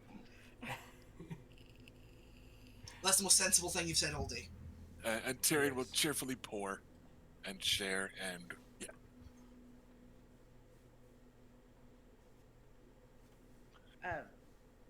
Yeah, there's drinking because not looking forward to this. Dangerous business, melees. Luckily, I'm not tall enough to speak directly to the master of lists. He's a cousin of mine, I think, a bit of a cunt. But yes, it's not for me to enroll in such things. You lot have fun, though. Fighting strong boars and mountains and all the I like. will. Yeah, and you know what? No, I'm gonna shut up. I was about to say something. I was like, but I bet it would just like fall flat, so I'm not going to.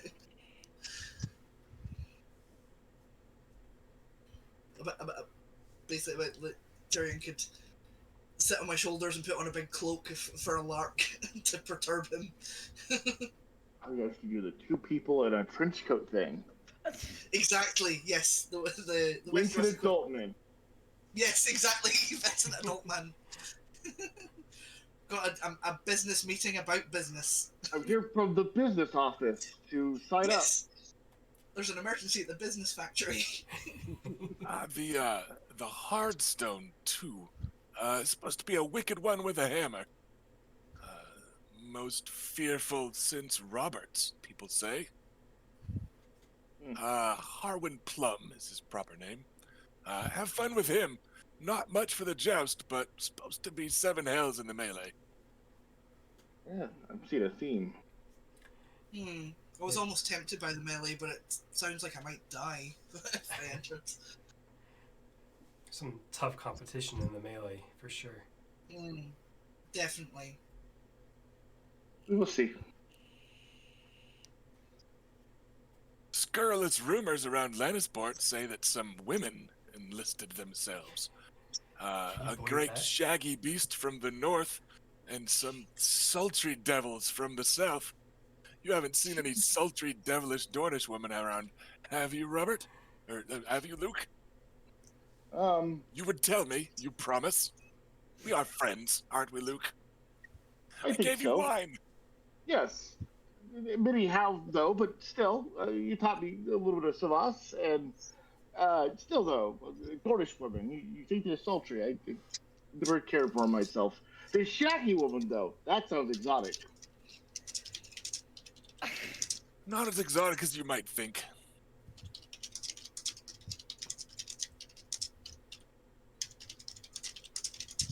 There are stories Wait. that I don't need to know. Aren't you betrothed to a Dornish woman? Now that you mention it, I think I did do that. I love the way you phrase that. Don't let him fool you. He's utterly besotted with her. Absolutely. It is unfortunately the truth. He turned down 2 perfectly good matches for her, so it must be love. Turned out a lot more than that so far. Oh, you sound so put upon there. Oh, poor Luke.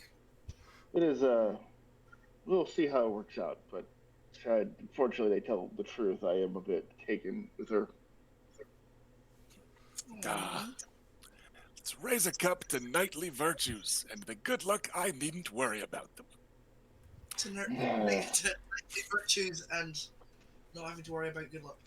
Yeah. You know, people are sometimes call you a bastard, Tyrion. I think it is moments like this they're actually referring to. And then I will raise the drink with them. Nonsense. Again, it was the height of generosity that I stayed away from knightly matters. Didn't want to overshadow poor Jaime. What would he have then? With that. Just a good look. And you guys lift your goblets and toast to knightly virtues. And then there is a small murmur in the light crowd down here in the common room as a looming form fills the doorway of your inn. The type that barely fits in the doorway. Or Roxian? Just to fuck with Ash, I want to be like, and in comes the mountain that rides, looking for a whore. Then there would be like panicked screeching as Adam scurries under a table. There are multiple crate calls running around, so... That's true, and the Brax brothers who are not small themselves. And Sir Oris the Aurochs steps into the room, and... Well, I'll be damned. I think I know that night. Yeah, like Adam has no such decorum that Luke expresses there. He sort of squeals girlishly and like runs up to hug him. Runs and jumps into his arms. He's scowling a bit. He goes, "Ugh, fine," and gives a hug, and then he goes, I missed you so much. I'm so happy to see you. I had no idea you were here. Why? You should have told us you were coming. Raise the leg of the hug. Well, you must have, since Robert said you were gonna give me half the gold in Lannisport if I come over here. I just got me tent set up. And then What? finally, he comes finding me, and I get hearing all day that Philea is troweling her way through the nightly campment, supposed to be looking for me, and that's just gonna start rumors now. But Philea has been living her best life on Who this would journey. believe innocent Flair would go find some random knight? Alright, Well, I yeah, mean, like, Aurane fucked off, so she had to find a replacement. yeah, I only just Orange got. is always nearby if there's water nearby, and we are at a park city. We will roll in with the fog on the opposite If city he, we were just in. so if we speak his name too loud, he'll burst in the door and drink all our wine. He might be doing that now. Come and sit with us and have a drink. We've got so much catching up to do. Adam is just like giddy as a girl right now, just like. There's supposed to be a room here for me, yeah? Let me help Robert carry my things up there so it doesn't take all bloody night. And then I'll So come down and drink with This you. is not a coincidence. He was fetched. It would seem so. I mean, I think, well, if I could just come up with a theory off the top of my head, little Robert probably saw Adam react to hearing the name and maybe thought, oh, he'd like to see his friend again. Aye, and It's he not had super- Philea and the young she-bear and him, all Indeed. three scouring the pavilion quarters, asking around about me, telling you rumors. Anyway, I'll be down a minute. Oris the Aurochs, husband to bears is what they'll call you.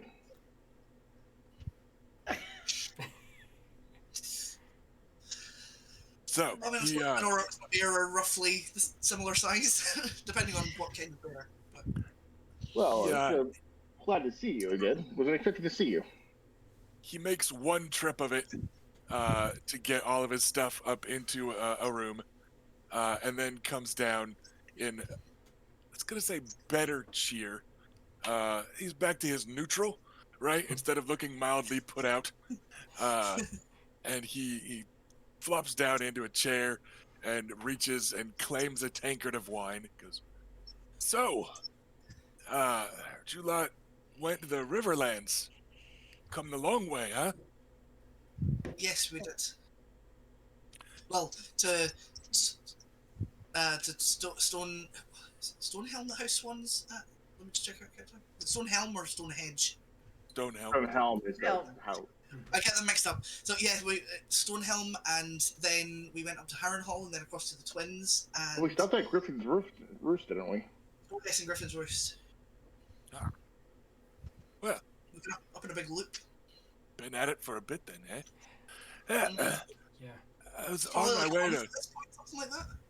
I was Maybe heading to more? Hightower, and then I heard Lannisport had a tourney on too, and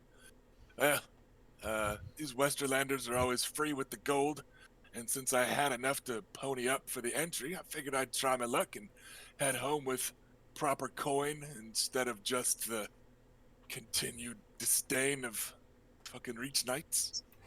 It's Will with me. Nah, he's back home. He don't get out much no more. And where is he calling home these days? Oh, where, They went to House Jourdain, didn't they? I'm not supposed to recall. Ah, Oh, I see. Okay. Do you have something? Is someone squaring for you? Do you need a square? Because I'm not doing anything. Except the archery. But Of course. You and your bows. No, I haven't got anyone squiring, but if you'd like someone to square for you, I'd like to help. listen, not like last time in the tent, eh? No getting flustered. I mean, More wine period, please. I'll behave if that's what you mean. Hey. All right. oh. No, it's like you've made things very clear. But if it would make you uncomfortable, like, then you don't have to. I suppose. I mean, I'm sure there's plenty of other fine knights that would like to have me as a squire, if briefly. And he's gonna put on like a kind of playfully teasing expression for Well, that. I'm gonna go get more wine. Sort of fake haughtiness, like. He then looks to the elder siblings. Goes, well, I mean, are you lot needing him? Oh no. Lucas got enough to go get wine to be not here. Right. I don't joust, so I'm fine.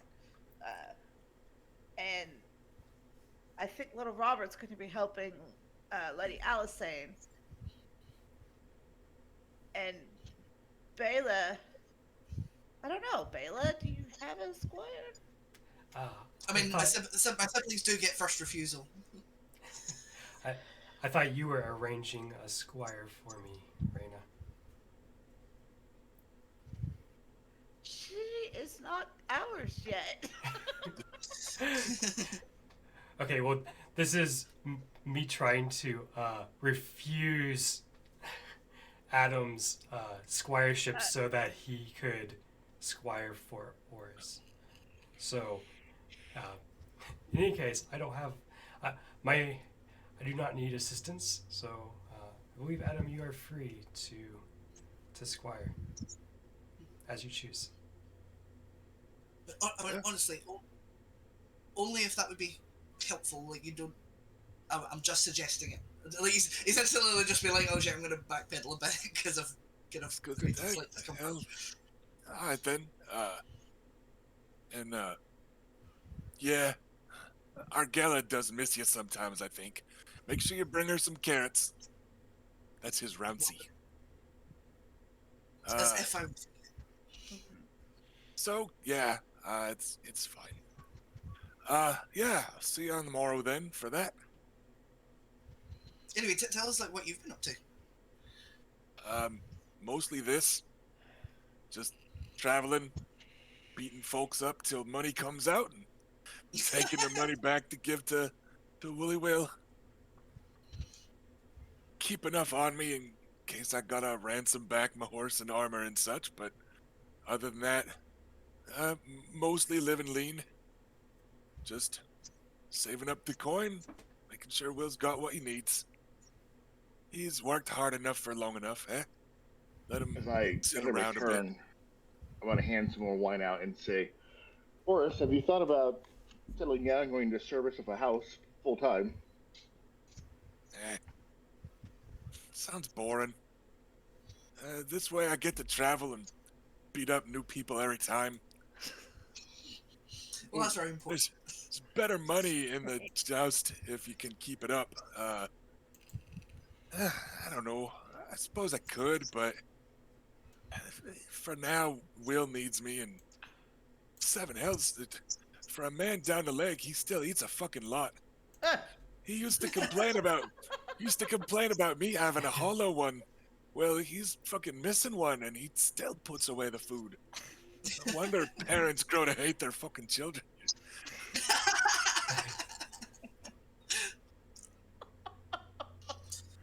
Well, I think that financially, at least, it makes more sense to continue with your jousting until you're tired of it. I mean, and if there's ever someone that needs, that's what hedge knights do, huh? Signed up for that ironwood nonsense, right? Worked for you lot for a year and a day, and I could do that again sometime, I suppose. But yeah, just as long as the realm's peaceful, jousting's where the coin is, and Woolly Will's where the coin goes. Well, he's probably not spending it all. We're renting this place, and it's a whole thing. But yeah, go keep him fed, and he's got some milk of the poppy now from time to time. He says his leg still hurts. I heard about this sort of thing before, but yeah, the ocean air makes his bones ache, I think he said. But he gets by. Yeah, the cold sometimes gets to mine still, even though it's, long healed. Oh, I heard talk Alright. of squireship. Tyrion, you wouldn't happen to have any yellow-haired shit cousins that you're trying to get rid of? Because I could use a squire, at least temporarily. Oh, I'm afraid they're all on loan already.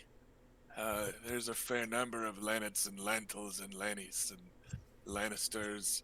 And then, if not them or the Leffords, most of uh, Uncle Kevin has most of them on loan to other Westerlanders that need it, I think. Makes sense. Just figured I would inquire while I was here. Oris looks a little nervous. Right. Do you need Adam back? I didn't mean to take him from you or nothing, Sir Luke. Oh, I mean, look, if you need some squiring, at least for now, I'm happy to help.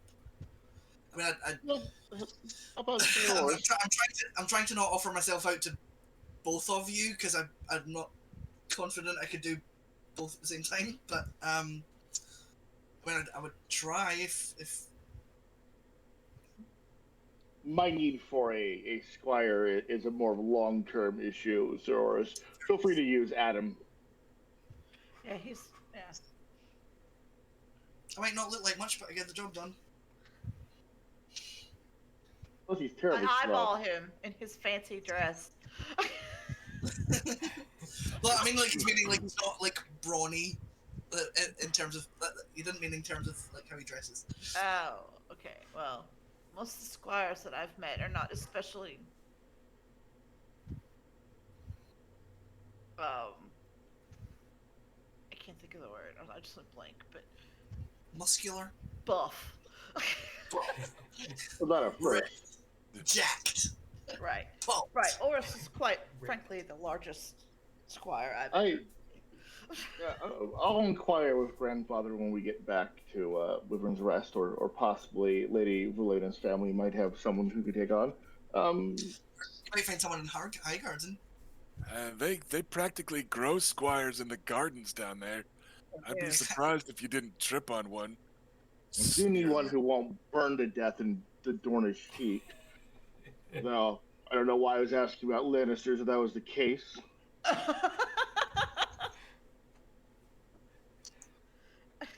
Did I hear what I thought I heard? No, it's okay. Never mind. Not sure What did you think I heard? You heard? Oh no, I was just trying like I couldn't really make out what you said. I think I'm going to turn your volume up a bit. I need a squire who won't burn to death in the Dornish heat. Although I was just asking for Lannisters, I'm not sure why. Okay. Admittedly, I asked for a temporary squire, not to take one back to Dorne.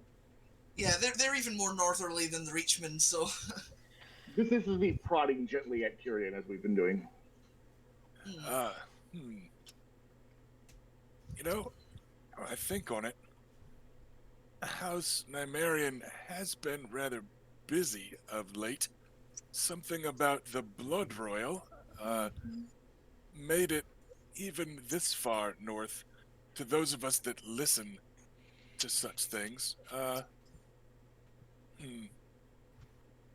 It might be possible to get you lot to take one of my cousins, Willem or Martin, Kevin's boys. They've got twins. How old are Maybe. they? I think 14 this year.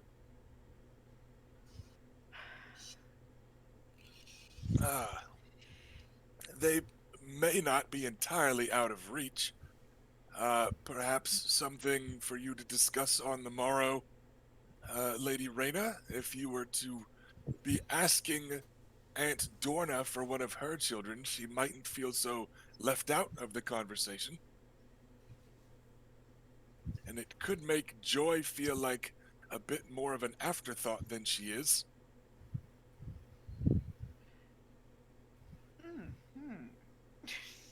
Excellent. Uh, I'm just going to go into this meeting with a list, a grocery list, you might say. I would like some of your Lannisters, please. Like a couple of your spares. I will take a big one and a little one. Thank you. Um, I would ask for Willem before Martin, as Martin came before Willem. He's Right, the so elder Martin. of he's the elder of two twins, much like you. But yes, uh, Willem might be or actually, yeah. So he is. Willem is second. Martin is third, but those two are twins. Is that making sense? Yes. They have an older brother, Lancel. Everybody knows Lancel Lannister, right? Who's off squiring, but that's the heir, and you're talking 2 and 3. Okay. I just went blank on Hill's name. Joy, Joy, the girl. Joy. I kept trying to call her Jane. I'm like, that's not. There are a lot of Janes in this setting. That's also fair. Okay. I'm making a list. Willem and Joy. Pour all the gold in Casterly Rock on the list. Or bury it between both names. They won't realize it, they'll sign. Put it in very, very small print. Have your uncle? Kevin is his uncle, right? Yes. Kevin is Tyrion's uncle. Has your uncle entered any marriage contracts for any of his children as of yet? Not that I'm aware of. Okay. I believe my sister is overseeing such matters for cousin Lancel off in King's Landing. Jenna is still too young, and I believe Willem and Martin, he has not yet decided on anything. So once again, your aunt is the person to talk to. Indeed.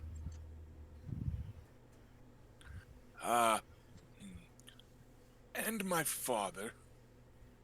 He oversees a great many Lannisterian interests, if you will.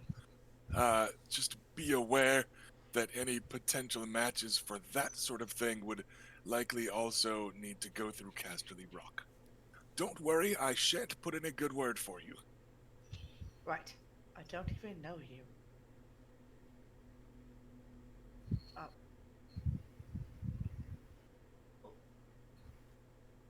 Has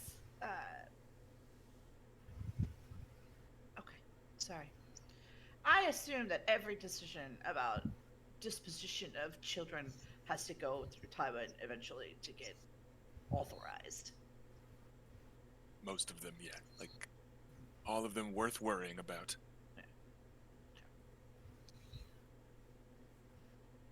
Because he seems like that kind of micromanager guy.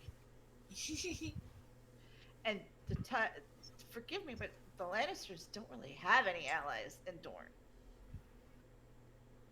Right? No, that ship rather sailed. Right? A long time ago. I believe I think the British Dorne is not big fans. as I recall, my father offended you lot by offering me as a marriage prospect to your Aunt Elia. Not the Aunt Elia that Orain Waters spoke to me about. The one who The other passed. one. Wait. Elia. Are you talking about Elia Sandstorm or Elia Sands? Martell. Not Aunt Elia Sandstorm. Elia Martell. That was the one that Orain Waters would have been talking about. He's talking about Elia Martell, ... Okay. the one who passed, as he put it Okay. diplomatically.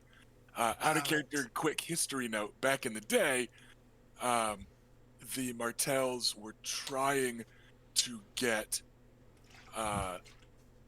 Elia to marry Jaime and or Oberyn to marry Cersei.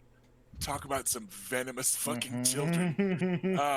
But then Tywin, who was offended at the Dornish speaking above their station, offered them Tyrion instead, and negotiations ceased.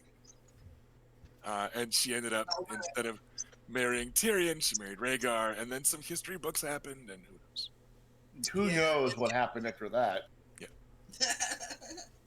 I'm gonna get up Mystery.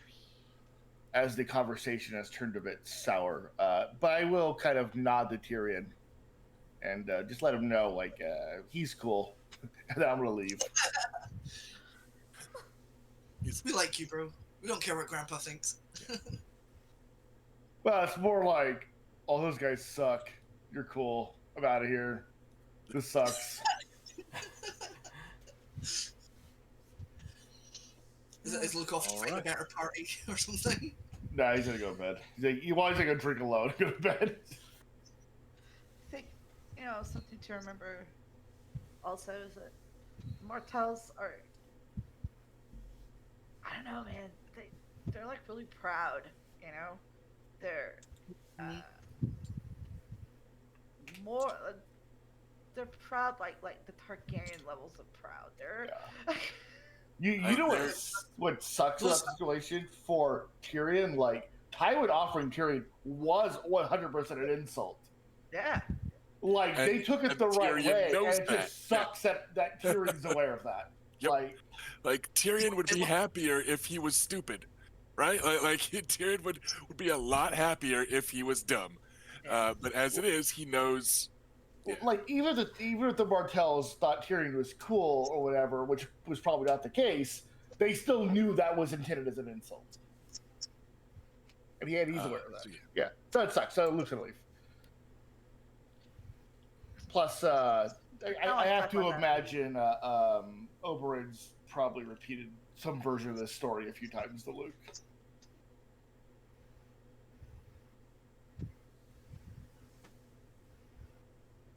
Okay. So, anybody else? Any particular conversating? Nope. I would like a 4 o'clock break though. Okay. Because if not, I was going to call a 4 o'clock break, and then we will come back and make with some tourney events. I got dice to roll. Okay. I'm not totally done, but I'm okay to have a break. Okay, well, so are you still wanting to do some role-playing this evening? Yes, but it depends on the relative. I'm asking if people want to, so this is the time. So yes. So, make with the role-playing then. And if other folks that aren't present want to run AFK for a minute, they can. Like Luke's established he is gone. So Yeah. if but I'll be listening though. Yeah, please continue. No, it's fine. It can wait till the next day. It's okay. Okay then. Are you sure?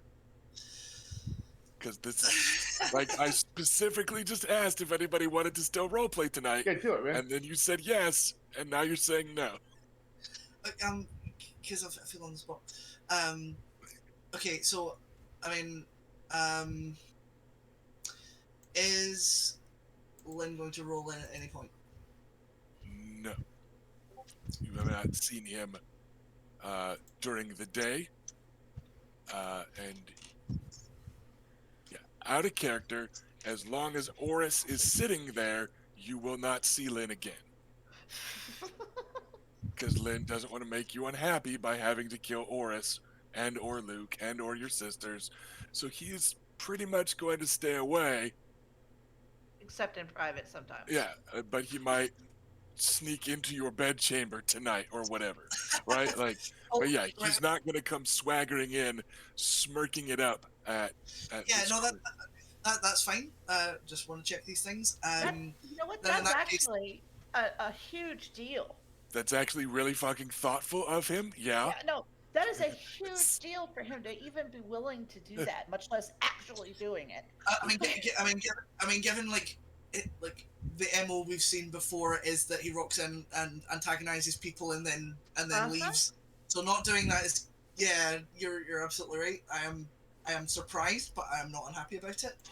So this is him going out of his way to not murder people you care about. Yes. He could just not murder them and be cool about it, but No, he couldn't. No. Yeah, he well, can't. I mean, right? He can't not be himself, but he can be himself somewhere else, and Right. that is what he is opting to do. He is And being clearly, himself somewhere else. that Well, is I mean, quite like- a big step for him. Yeah. And I mean, like, I do have a thing to bring up if they do meet in private, and I mean, like, if Lynn doesn't come to Adam, Adam would eventually, like, go and chap on Lynn's door. Okay. But Like tonight? yeah, Okay. You well, Put it's him just up. because the thing he wants to talk to him about needs to go ahead before the joust. okay? So yes, everybody finishes some drinking, even though the conversation does take a bit of a downturn, as Tyrion tactfully avoids history as much as possible and just settles for Like a U.S. Past. history book. right. Like he's like, There were yes, some trouble she- with the natives. she died peacefully in her sleep, no doubt. Right? Like he just stops at past and then looks Yeah. kind of morose into his wine cup. And then Oris is like, great, everybody stop talking. And he It's starts like, drinking I like a little this. he starts drinking a little more heavily. Not out of the ordinary for him. And then everyone will drift off to their chambers.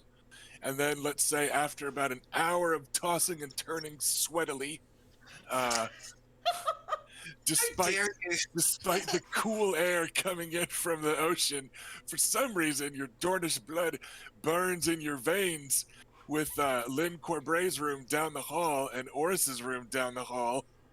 For some reason, Adam's just not sleeping very much. Yeah, Adam's got mixed feelings about this. And so Adam, here, and it's thrown everything for a loop.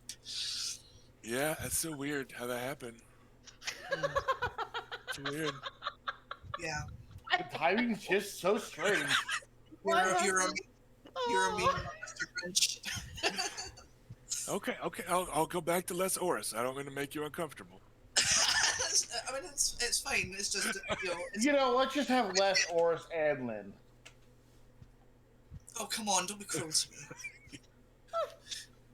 All right, so I'm Uh, actually with you. I want Lynn around. I want you to get your fucking money's worth out of him. Right? Wow. so after Let's some- move on. after some tossing and turning, and a prophetic dream that has nothing to do with dragons because he wasn't asleep, Adam does what?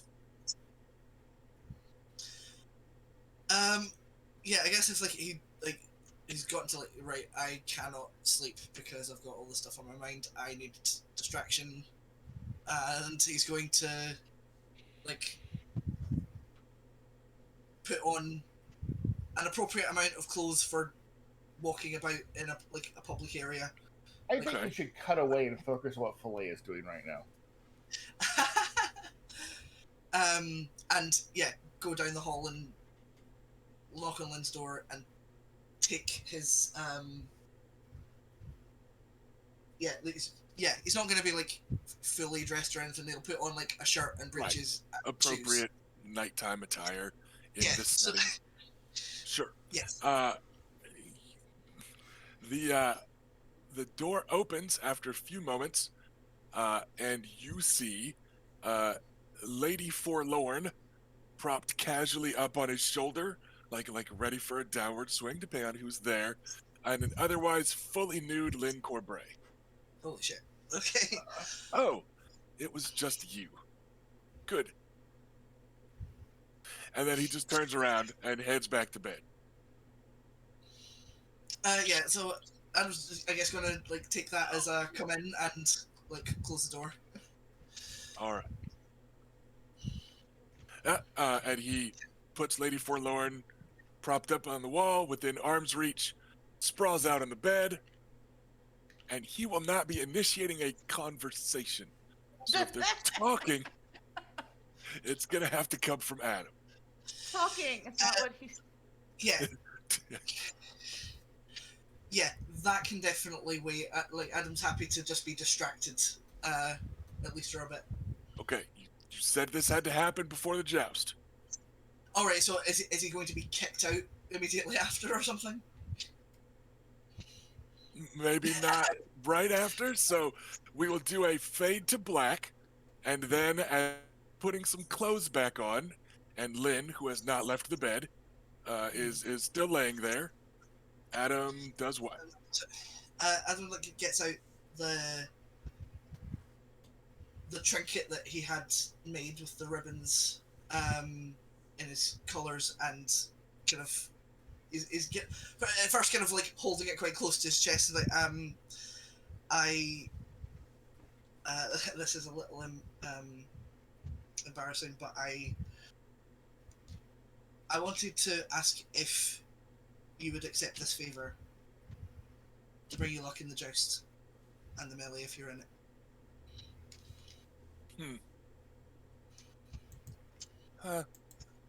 Leave it on the desk there. And we'll see.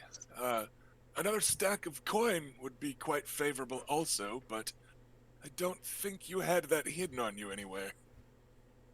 So, sorry, you got really garbled there, so I didn't hear anything beyond stack of coin. Yeah, and you will actually, like, your camera locked up for a few seconds. So, he gives what he hopes is a, like, disinterested nod towards the, like, table in the room. And he goes, just leave it there.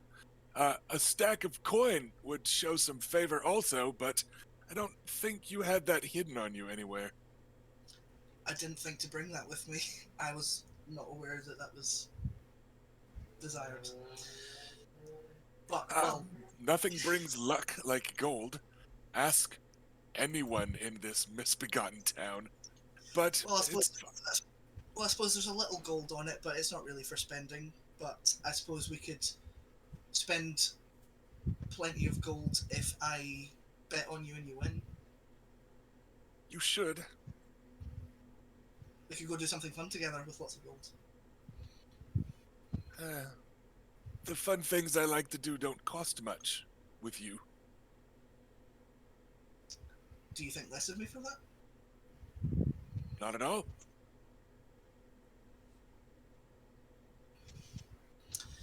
Well,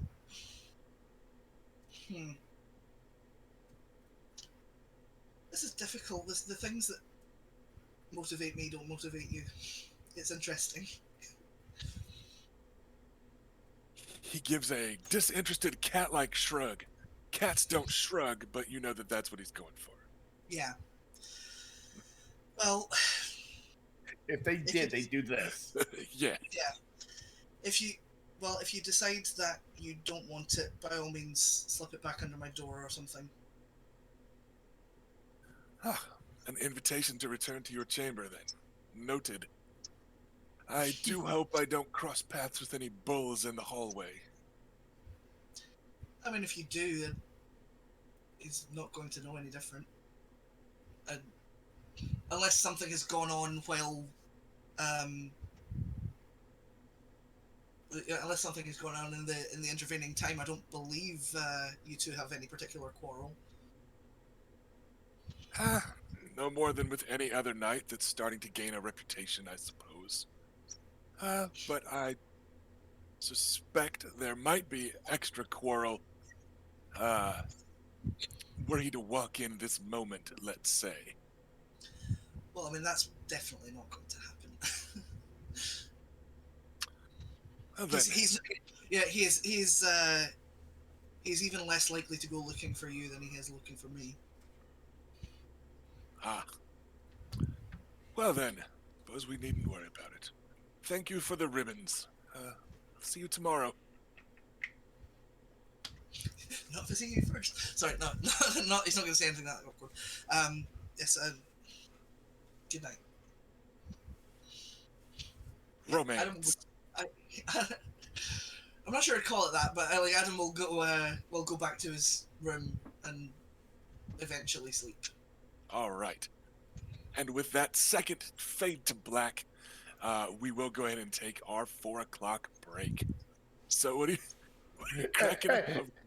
I'm just thinking of all of Ash's characters' problematic relationships. I don't know which is the worst, but this one's pretty top tier. This one's up there.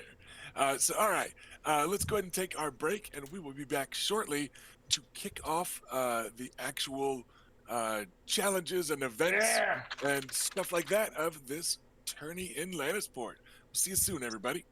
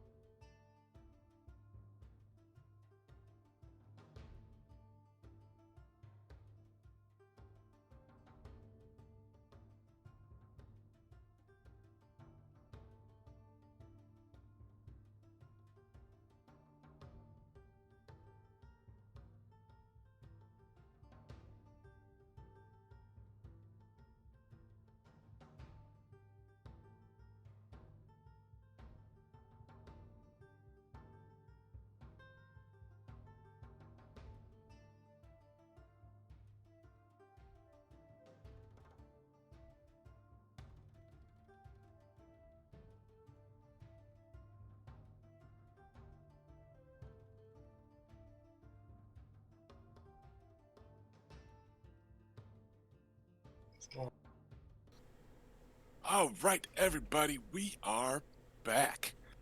So we wrapped up with a totally smooth and romantic encounter between Adam and Lynn Corbray. And just for those of you playing from home, which is all of us really, think about it, we're all just playing from home.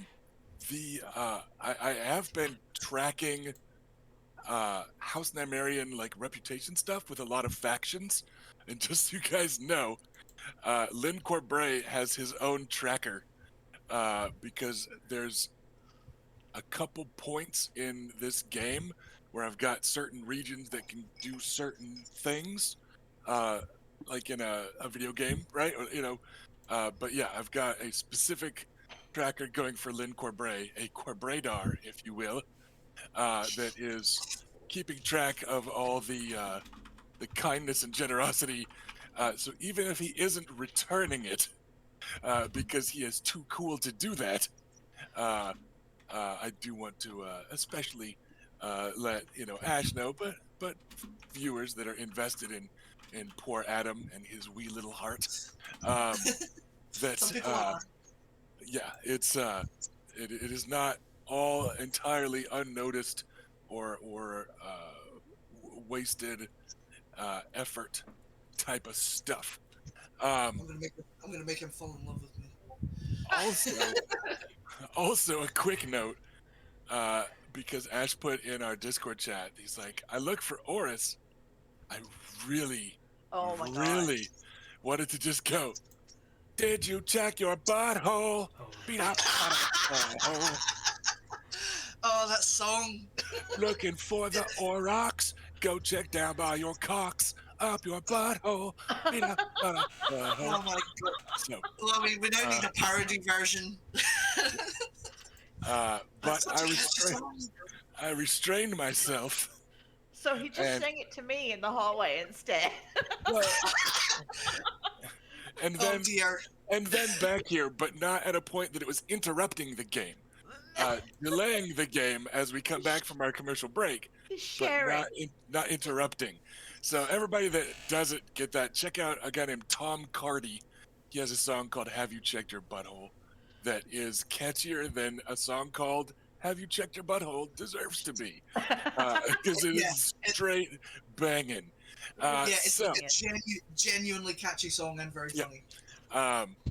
So let's joust. Chat, starting with non-players. We're gonna take dibs from viewers first. I need let's see, two joust. So give me two. I need two numbers between 1 and 39. So somebody give me one, somebody give me the other. We're not gonna, like, nobody gets to give both, but I need a number between 1 and 39. Who wants to joust first? Bela or Luke? I'll go first unless Okay. Baylor wants to. It doesn't matter. I don't know who we're Okay. up against, so Right, that's what these numbers are Yeah. for. it's So all random. the day progresses, and there are a handful of jousts, and then with the 17. Okay, Luke is up, and he gets prepared, and he rides up, and he faces off, and down the jousting aisle from him is Sir Armory Lorch, Oh, a knight of very about much. Oh, a bad knight dude. of about 50. Ugh. He is somebody you've probably heard of, because if the rumors are true about what happened to Elia Martell and her children during the sacking of King's Oh, Landing, there's good. all sorts of rumors. Soldiers do all sorts of awful things. Nobody is sure exactly what went down. But if the stories of Amory Lorch are true, A, he's the one that killed the last Lord Tarbeck during the Rain Tarbeck Rebellion by throwing a 3-year-old boy down a well. I see. And then also, he may or may not have been following the orders of Tywin Lannister when he may or may not have stormed the royal apartments in Maegor's Holdfast and may or may not have dragged a screaming toddler from under Rhaegar Targaryen's bed and hacked Rhaenys Targaryen to pieces. Cool. So if that is even what happened, it may have been him that did it. That is what you've heard about him in Dorne. So high in the saddle, I'm going to do the one that has the negative potential consequences if I get injured. The super aggressive Keep one? your eyes Yeah. open. He's an absolute Roman. Amory Lorch is one of the wild dogs of Tywin Lannister. For viewers that are familiar with the show and not the books, because he really barely shows up on the show like a great many other characters. But yeah, he was. He does the things that These are Gregor Tourney Clegane lances? does without the excuse of Gregor Clegane's Madness. brain injuries and madness, right? Yeah, So these are Tourney he's a good lances? dude. Yes, they are tourney lances That's unfortunate. because it's a tourney. Unfortunate. You can always poison it. Wait, accidents happen. I don't have any Dude. poison, unfortunately. Although, I bet if Uncle Oberyn was here, he'd give me some. So Good. let us assemble our dice. We are. Oh, mine are so fucking assembled. All right. Just as a reminder for players from home, it's your fighting plus your bonus dice for spears, plus you add bonus dice equal to your animal handling score. So you're going to roll all that. You drop the animal handling and the spear bonus dice, and then you take away one more die because it is a charge. Is how this works. That's the special rule for the joust. So let's roll them and see what totals remain.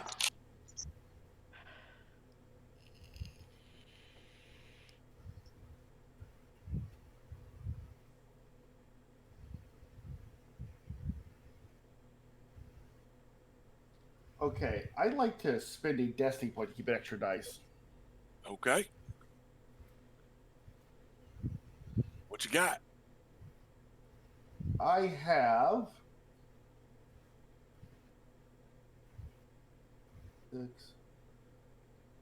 28. Okay. Almost hit him. Just kidding. I find that hard to believe. He's got a ride of 7. No, so all right. Second, as I passive ride score. I need one thing too many open. I can't see everything at once, despite having 3 goddamn monitors. You're gonna end up with 4. Who wants a roll I need- of I have a that? lot I of want fucking like a twos 4th there. one Glad on I see top. me. I want one like on top of my center one. Honestly, like I would use it. There's just so many things I need open. All right, so a 28 against his passive ride. Let's slide that over to there. There we go. Is going to be 3 degrees of success. All right, and what is your passive ride, sir? My passive ride is 3 times ride. Is that correct? It's ride times 4 Okay. Plus- 12. plus bonus dice it's animal handling times 4 Yeah. plus 1 for each bonus die in ride. Then it's 14. Okay. And his. All right. You guys both got 3 degrees of success. So, both of you must make animal handling rolls against a 15 to stay in the saddle.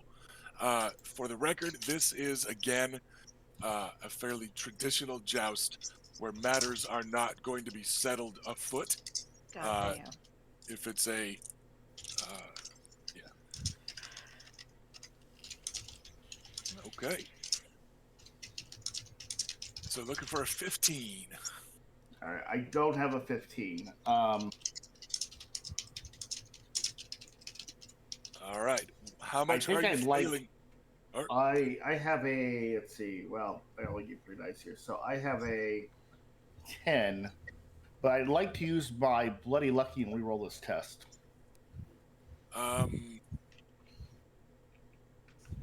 Think the bloody lucky only hurt if you're hurt. No, I can reroll a test, but if I'm injured, I can choose to take the better Right, that was result. the benefit. Yep, that's right. All right, so yeah, go ahead.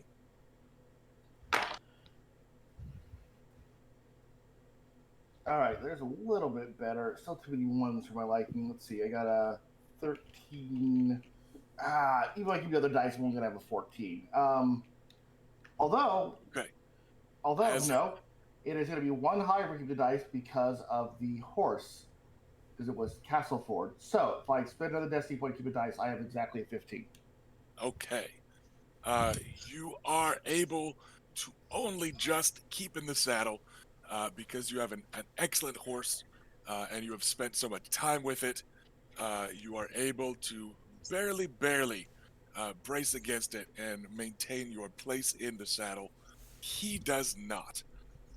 He does not have multiple degrees of failure against the 15, but he does not have a 15.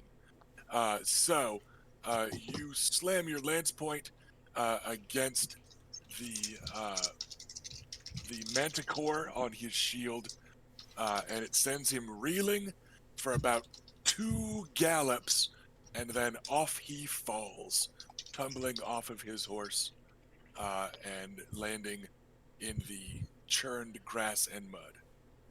And for those who follow such things, I normally help my opponents up. I just ride off. Fuck this guy. He can lay in the mud. Gotcha.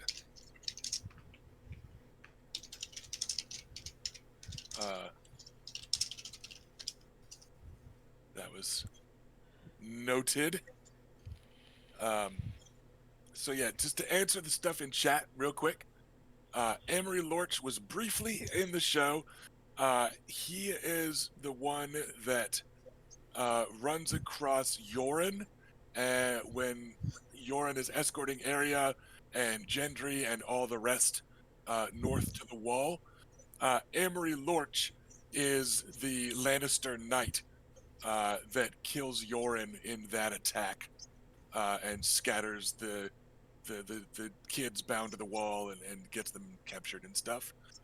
So he's like barely named, but he is certainly an asshole. With like what little you see of him, they definitely tried to make him a jackass. So yeah, he's barely in the show. But yeah, that was the guy. So yeah, he gets up out of the mud and tears his sword from its sheath as though preparing to challenge you, only to see that you did not ride back to like help him up or whatever. Like you just rode away. Like, so his posturing is even more hollow. Like it was already going to be hollow posturing in a only the rules are keeping me from fighting you sort of way. Oh, I kind of wish I was there, actually, but this is better. So he just stands there looking cruel and impotent for a moment before the moment passes.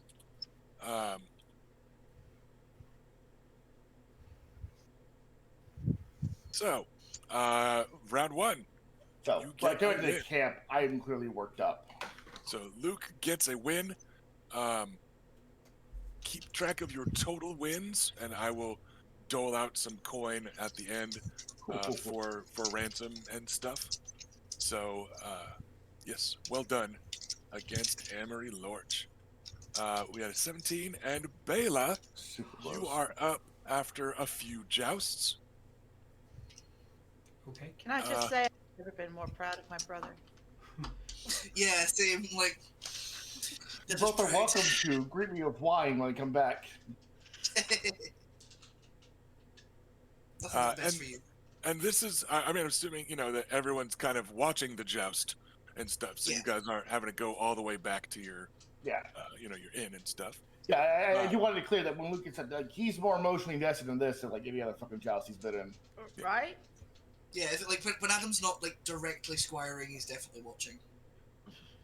All right. And Bela, you are up, and you line up in your cool armor with like the crest on it and all kinds of stuff, and you all go looking down the jousting aisle at a Lannister, Sir Stafford Lannister, good brother to Lord Tywin himself. It was his sister Joanna that married Tywin and is the mother to Jaime, Cersei, and Tyrion. So he is the uncle to the Jaime, Cersei, Tyrion trio. He is a knight of well past middle age, still fairly stoutly built. It's not Grand Maester Pycelle, right, in a hollow suit of armor, but it is, by my count, probably the least scary of the Lannisters. So good job with that 33. Yeah, I was. You said Lannister, and I'm like, oh no. Yeah, that's why I said it. And there he is, the Kingslayer himself. Yeah. Jamie, Wait, no, hurried it's home. my OC, the never aforementioned Kingslayer's older brother, who tells everything he knows and is better than him. Lannister. So It's Rusty Lannister, my OC. That's Russell. Excuse me. Russell is a perfectly cromulent Westerosi name.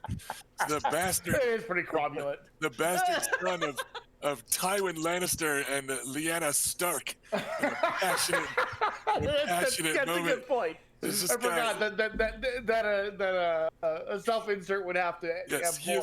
he is the Lion Wolf, and it's my persona. All right, shut up. Who also Oh my trained God, at in the various magics in the Yeah, he's East. But anyways, he's not here. Don't worry about it. Sorry. So, Bela faces off with the stoutly built, silver-haired Sir Stafford Lannister, brother to Lady Joanna, Tywin's late wife. A less doughty opponent than most. What stance are we taking in this jousty McJousty pants? I'm going to go for aggressive, which I believe is the one that gives me a penalty to the ride check, should I need to make one. Okay, yeah, and this is part of the problem is that they all mean the same thing. Aggressive gives a penalty to your passive animal handling. Oh, It makes it easier to hit. Then the other The one that is high in the yeah, saddle. the one that's a penalty to your test to stay in the saddle is high in the saddle. Yeah, like it kind of sucks. There's 3 of these are different flavors of aggressive, right? And 2 of them are different flavors of defensive. So it's just like it's one of those things where they I'll post the chart in the group chat here. So you can see. Well, so I know which one I meant. Right. So. Yeah, high in the saddle it is. So let's roll them.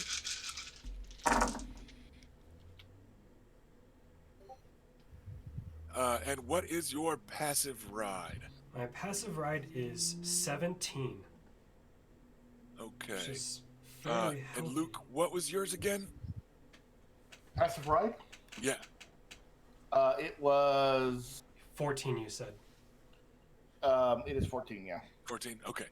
I had a 14 written down. I wanted to make sure that it was the right thing before I put it next to your name, so I could stop asking you guys your passive ride every fucking time. Yeah, I got you. So, all right. What are we looking at, Bela? All right, I am going to use a destiny point to keep 1 extra die. I promise that's probably unnecessary. Oh. But, I mean, You can spend it at any time, yeah, right? remember, it's an informed decision. So if you want, give me your total and I'll tell you what you're looking okay. at. Well, I'm at 20 before spending it. Okay, that is 2 degrees of success. I would like to get to 3 degrees. Okay. I just What is didn't that? want you to be too worried. So, all right. So, going to keep a third one. What's that get your total up to? 25. Okay. So, yes, he now needs a 15 to stay in the saddle. Against you, his roll comes up failure. So his lance does hit your shield, and it breaks.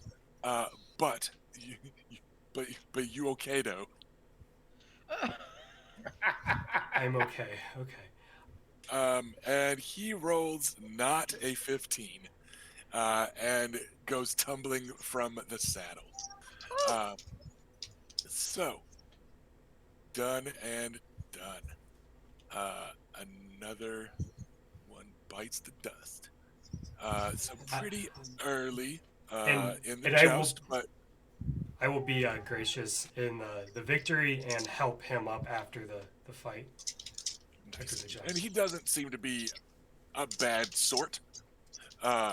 He even in universe, he is generally thought of as unremarkable instead of like awful, right? He's Right. kind of Mace Tyrellish, and that like I think it's Jamie that thinks of him as like Uncle Dumbass or something like that, but it's mostly just because like he's not Tywin or Kevin or like he's just like a dude, kind of like I said, Mace Tyrell comes off as like really stupid, but he isn't. He's just the remarkable Tyrell genes skipped him, right? It's kind of the same thing with this guy. So he's not a bad dude.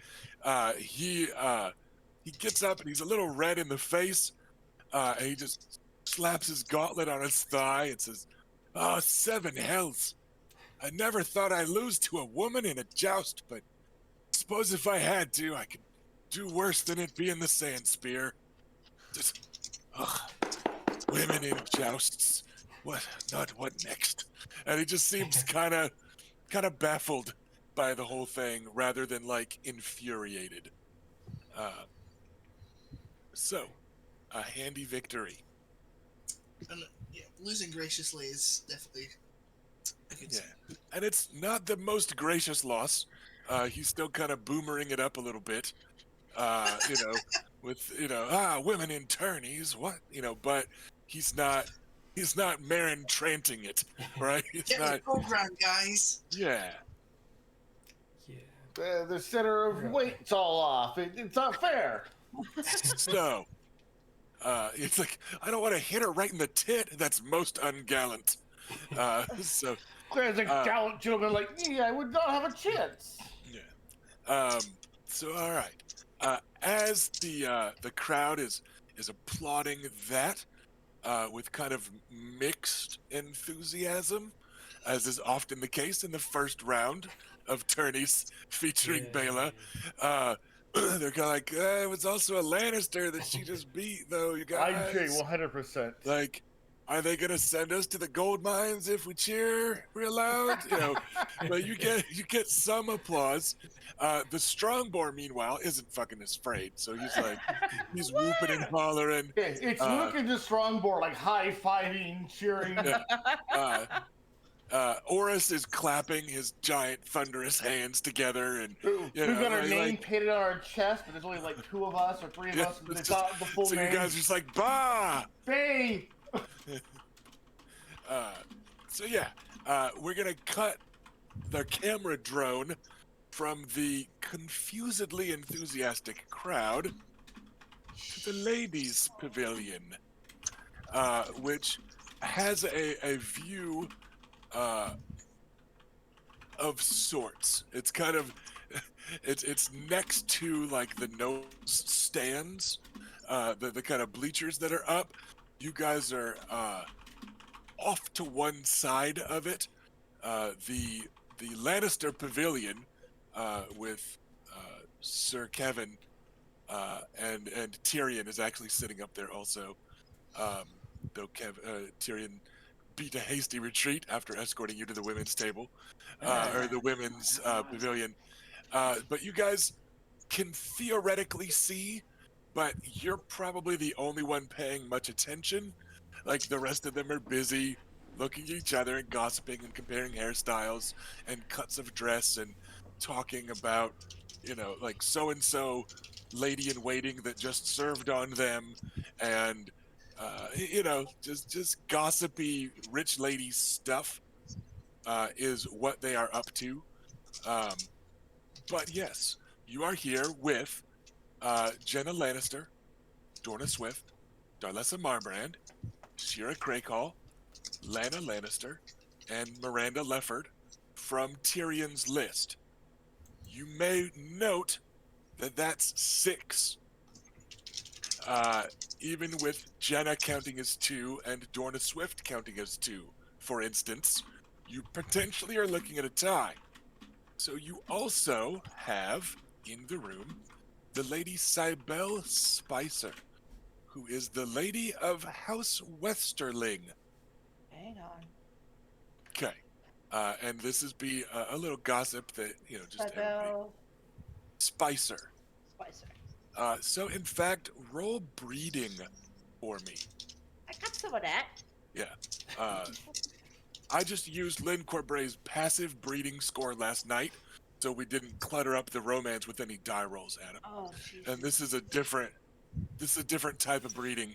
It's a whole different Stop. thing. So if there are young ones watching, please send them out of the room now, and we'll explain the I joke. was like, I've seen his character sheet. I didn't know he had that. And then like, oh, it's a bet.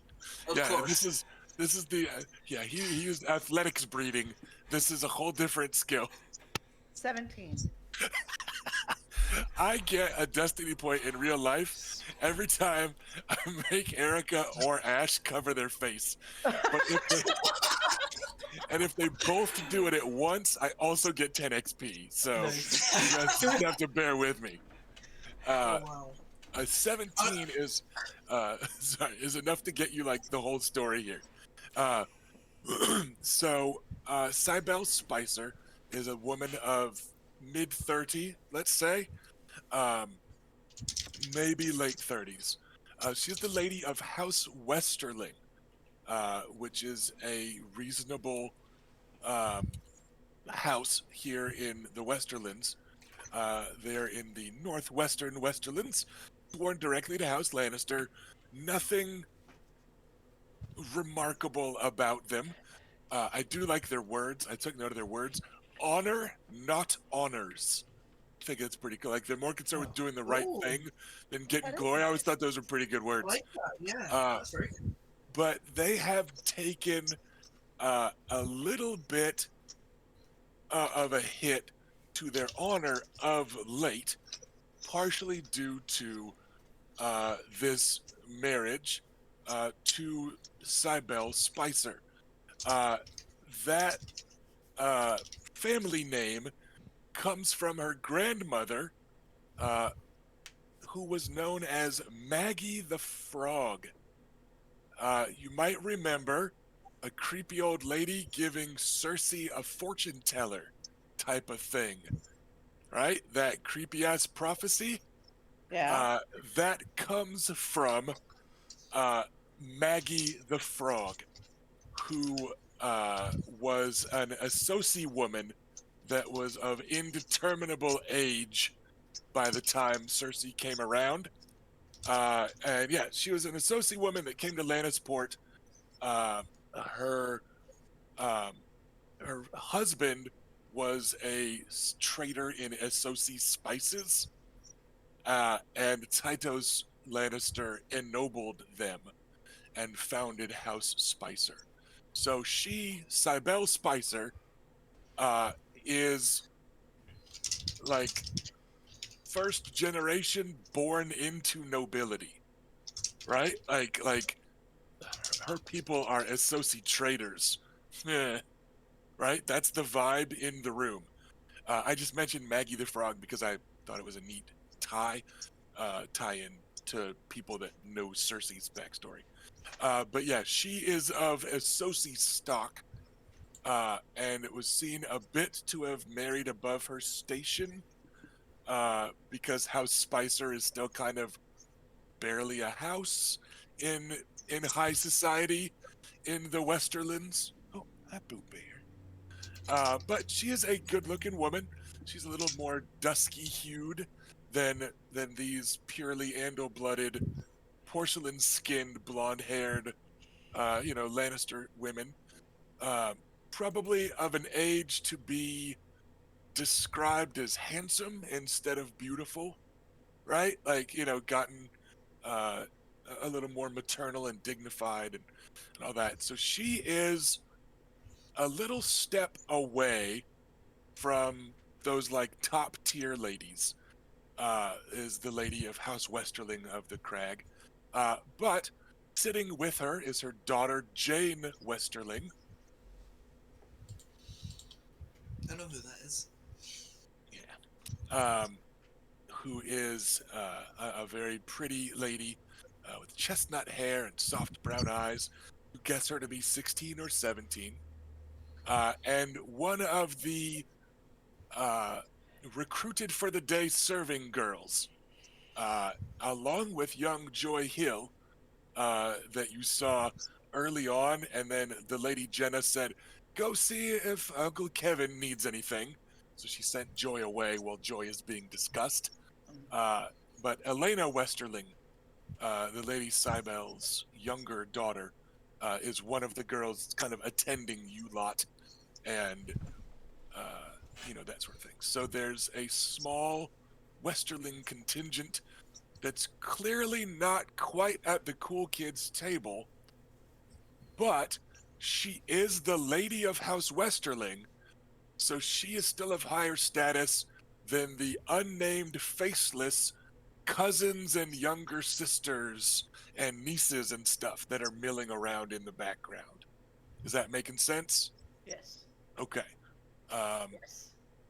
so we go from the crowd that is cheering on Bayla's success to a slow pan around the room with Reyna and these middle-aged Westerlands women who are paying more attention to her than to the joust. Though Lady Dorna Swift, whose husband is Kevin Lannister, overseeing the joust, the Lady Dorna did do a little polite applause. Goes, "I believe that one's your sister, isn't she?" Like there's a lot of Dornish women enrolled, and she's not sure which one it is. Right. Yes, my lady, that is my sister, Bela. Huh. And she gives a kind of smug, uh, sidelong look um, to the Lady Miranda Lefford, whose husband Bela just beat in a joust. Right. Miranda Lefford, of course, seems not to have noticed. She's busy with tea and/or crumpets, but she politely does not speak. But you're going to notice a little bit of coolness in her eyes from here on out that I shan't mention, but it's there. Sorry, not sorry.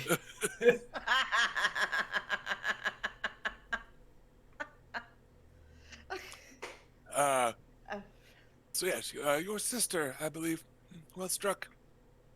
And then Jenna, not quite Olenna Tyrellishly, just waves that conversation away. Just, but beautiful as your twin is, we are here to talk about a different attractive young lady, I believe.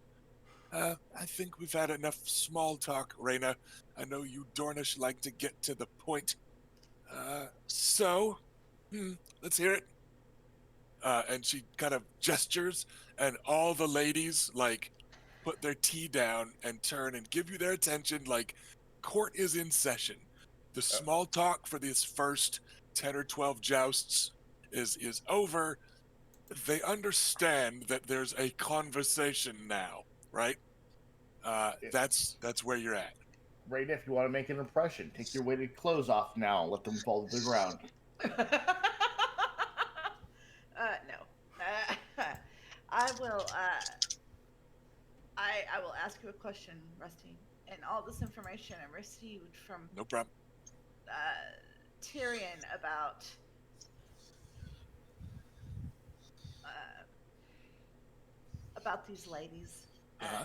and how Jenna has been like pretty much controlling the whole marriage market coming out of the Westerlands. has she seemed to be more moved by political gain,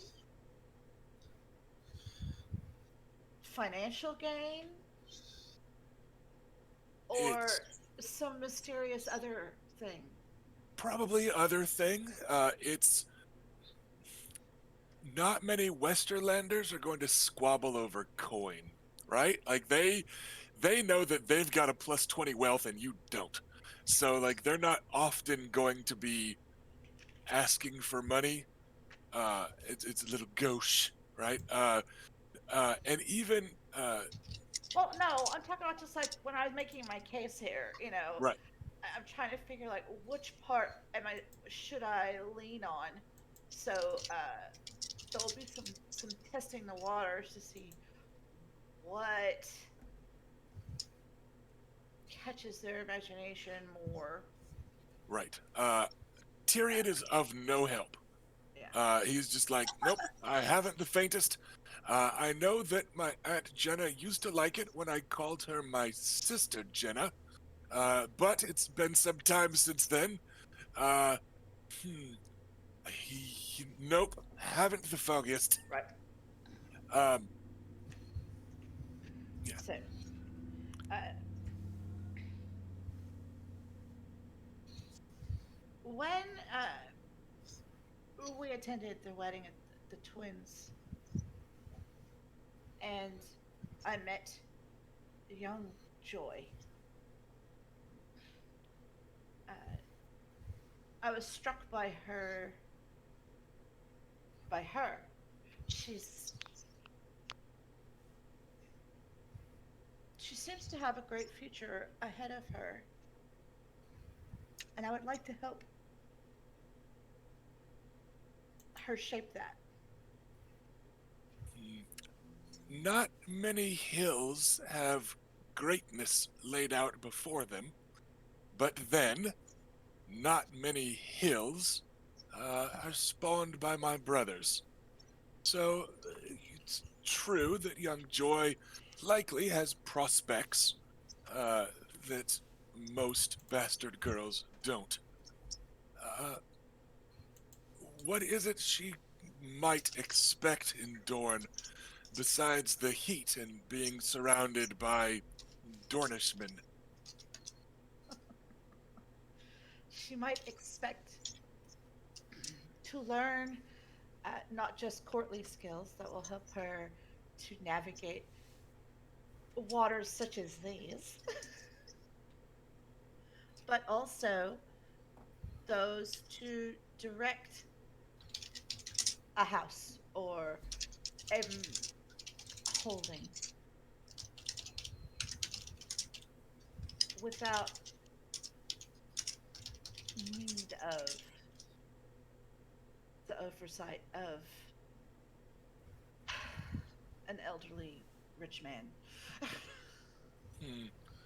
You, let's say this is Lana Lannister. She goes, the Dornish women can rule, can't they? You're the heir to your house, aren't you? I am. I am Hmm. indeed. Titter, titter, titter, titter. How daring. Titter, titter, titter, titter. Right? You get this kind of mumbling around the room. Right. And I hear this is her mother, Lady Shira. I hear that this twin of yours is not altogether. We got some spammers. Yeah. If you guys can Working on kill it. them, On it. thank you. I hear this twin of yours is not all that unusual, as warrior women are something of the norm in Dorne, aren't they? Though I'm sure your twin is quite remarkable, she is not unusual.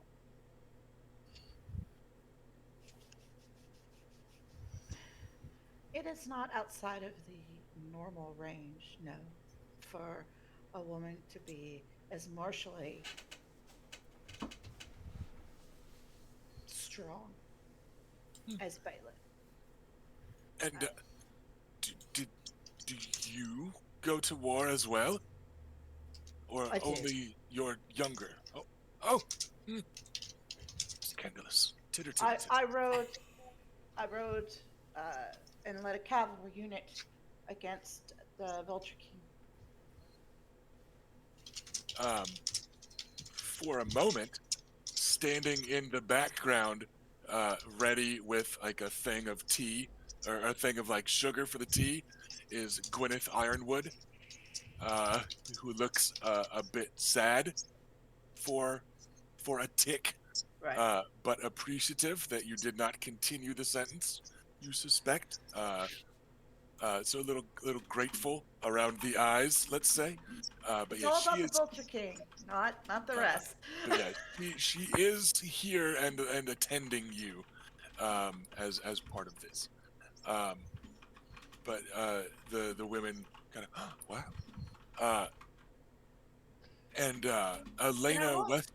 Elena Westerling, the 13-year-old, who is also off on that wall with some tea and stuff. She's like, kind of clutches her hands, like, how exciting, because you're able to see them since you're facing the tourney and the rest of them are facing you.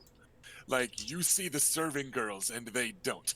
That way they get to just gesture and a servant appears from Right. behind. So you can kind of read the room a little with those serving girls in a way that they can't. So, but yeah, cultish Elena Westerling kind of, ooh, looks a little excited at that prospect. And the mothers assemble, just kind of murmur to themselves like, "No, that Dorn, it's a whole different world."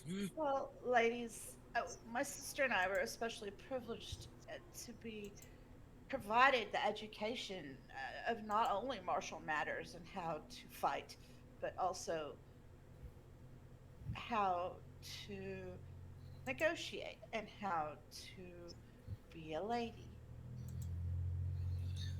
So you propose that in her time serving you or your house, would it be you or your sister, or whom precisely is it you think would be caring for Joy and teaching her these things? Initially, she'll start with me at Wyvern's Rest, but I think that once she spends some time with Lady Bela, Bela may take her under her wing and wish to expand her horizons. Hmm. Be in a Stormlander's household, then. Sir Balin, nothing but gallant. And they kind of murmur, like immediately talking about Balin Swan instead of Bela. Right. Like it Mace. just like, yes, it's not too bad. Yes, quite right. Uh, honorable chap, nothing to worry about there, right? And Yes, recently, right. And they're just kind of murmuring amongst themselves. But she go ahead. hasn't. She's been. Bela's been in Will, right? Yeah, she's Yeah. been overseeing House Will for a couple months. That's a selling point. Don't mention that. Yeah, I'm not gonna mention. I mean, they don't spend any time really in Stormland, but if We're that's back in Will, a safe no. place. Lots of weird people. We didn't like nothing. No ghosts came for us in the night when we stayed there. It was fine. So that makes Balin my good brother. Is that correct? Is that how they do that? Yeah, yes. Yeah. Yes. Uh, I'm. I know. I'm very honored to have Sir Balin as my good brother. He is gallant and brave and honorable. His word is his bond. Perhaps Perhaps they could start with more archery than fighting, then. I've given to understand Sir Balin won a tourney of some note, and your brother, the young one, is supposed to be an archer too, yes? Yes, my Adam, Adam the archer. My brother is an excellent archer, One of them. and Uh, uh, yes, maybe ease Joy into it by learning the bow before the spear. Though, of course, you're the experts at this sort of thing.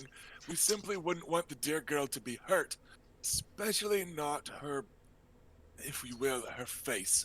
Uh, to be quite blunt, we would still be wanting a marriage match for her one of these days.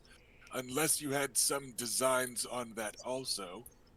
That Adam of yours, the archer, he didn't take any designs on my niece, did he? That's from Darlessa Marbrand, Oh. the one that's kind of. No, I'm afraid that he's actually in negotiations right now for a betrothal. Uh, but I am Only absolutely thing open holding him to back. keeping I mean, my I eye. like that you shifted to the betrothal and not like saying outright that he didn't try any funny business, because those things are totally like, separate. Yeah, I just. But I mean, you'll have seen that he was a perfect gentleman. absolutely, he's been very sweet to pretty much everybody, Hmm. all the girls. Yes, Sh- wouldn't want to complicate such negotiations. Uh, the Lady Miranda Lefford says, matter of factly, rather infamously, she and her husband, Sir Stafford, are trying to get Davin betrothed to Desmera Redwine, uh, the other granddaughter of the Lady Olena. So she says it kind of primly, like, yes, we also are negotiating. yeah. Um, oh, I would never say that, just so you know.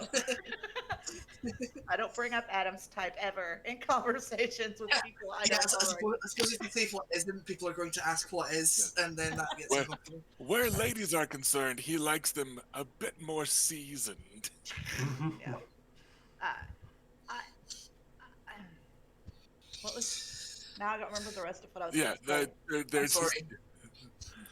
Adam's in negotiations to be betrothed.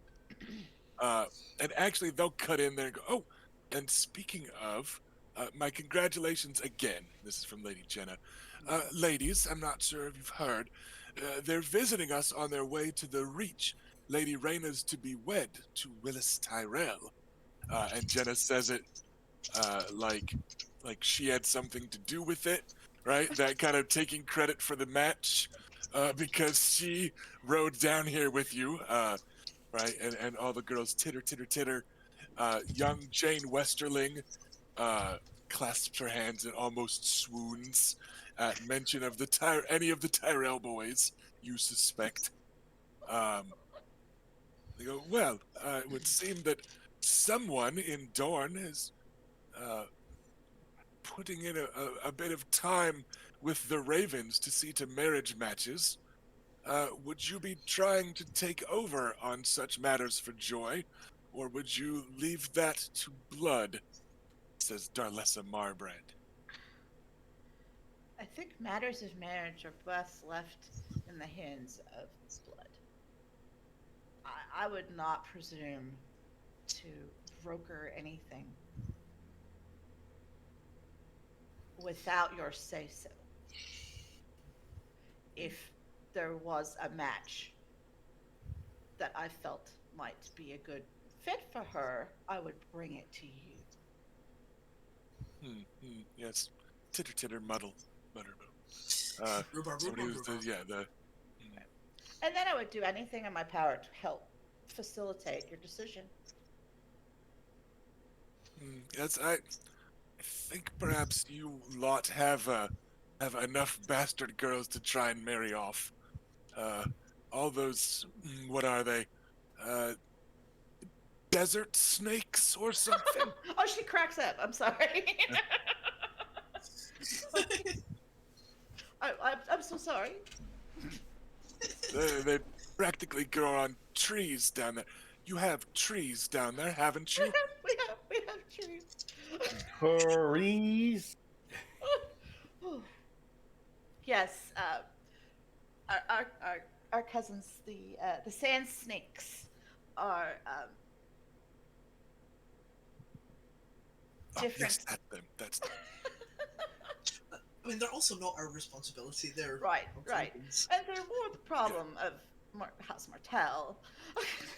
Yeah, they're lumping you in with a lot of Dorn is Yeah, all. that's fine. Yeah, they're Right. Yeah, House Martell's business is best handled by House Martell. Uh, I think that our our lot as the blood royal is plenty to be yes. handling. Yes,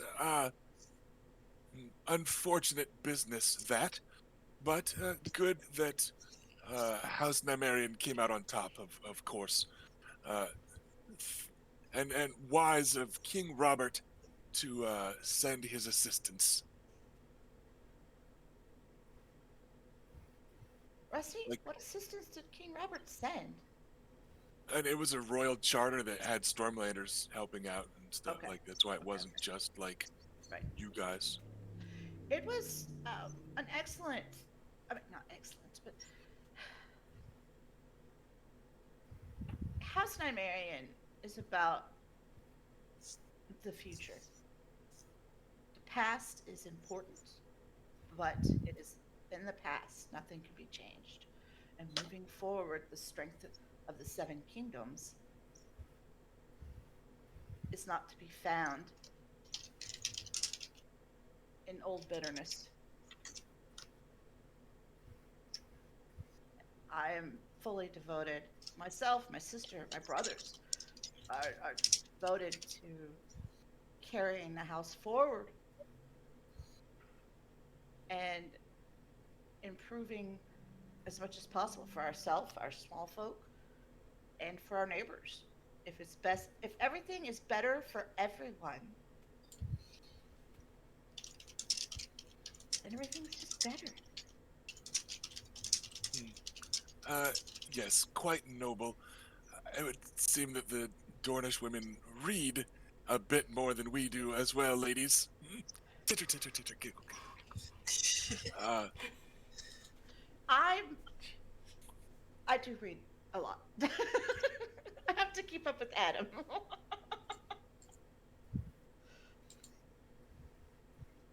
Hmm. And Jenna kind of stops and sits, thinking for a moment. Um, let's see. Sorry, I have my own quick notes for everybody. um, The For what GM is loading. Yeah, for what they're after. What's up? Offering. Yeah, Felicia, you ummed. I was looking at the list as well, trying to think what else I can say. Oh, You know, remember, you were going to ask about a squire for Luke. You were going to ask about Martin's kids.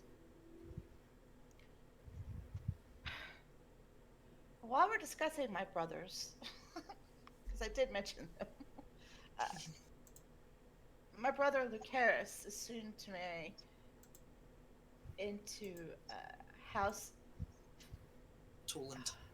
um, Toland. Toland at Ghost Hill, and he has need of a squire. Ah, And I thought it might be nice for Joy to have someone of her family and in her age group that might keep her from feeling quite so adrift in Dorne.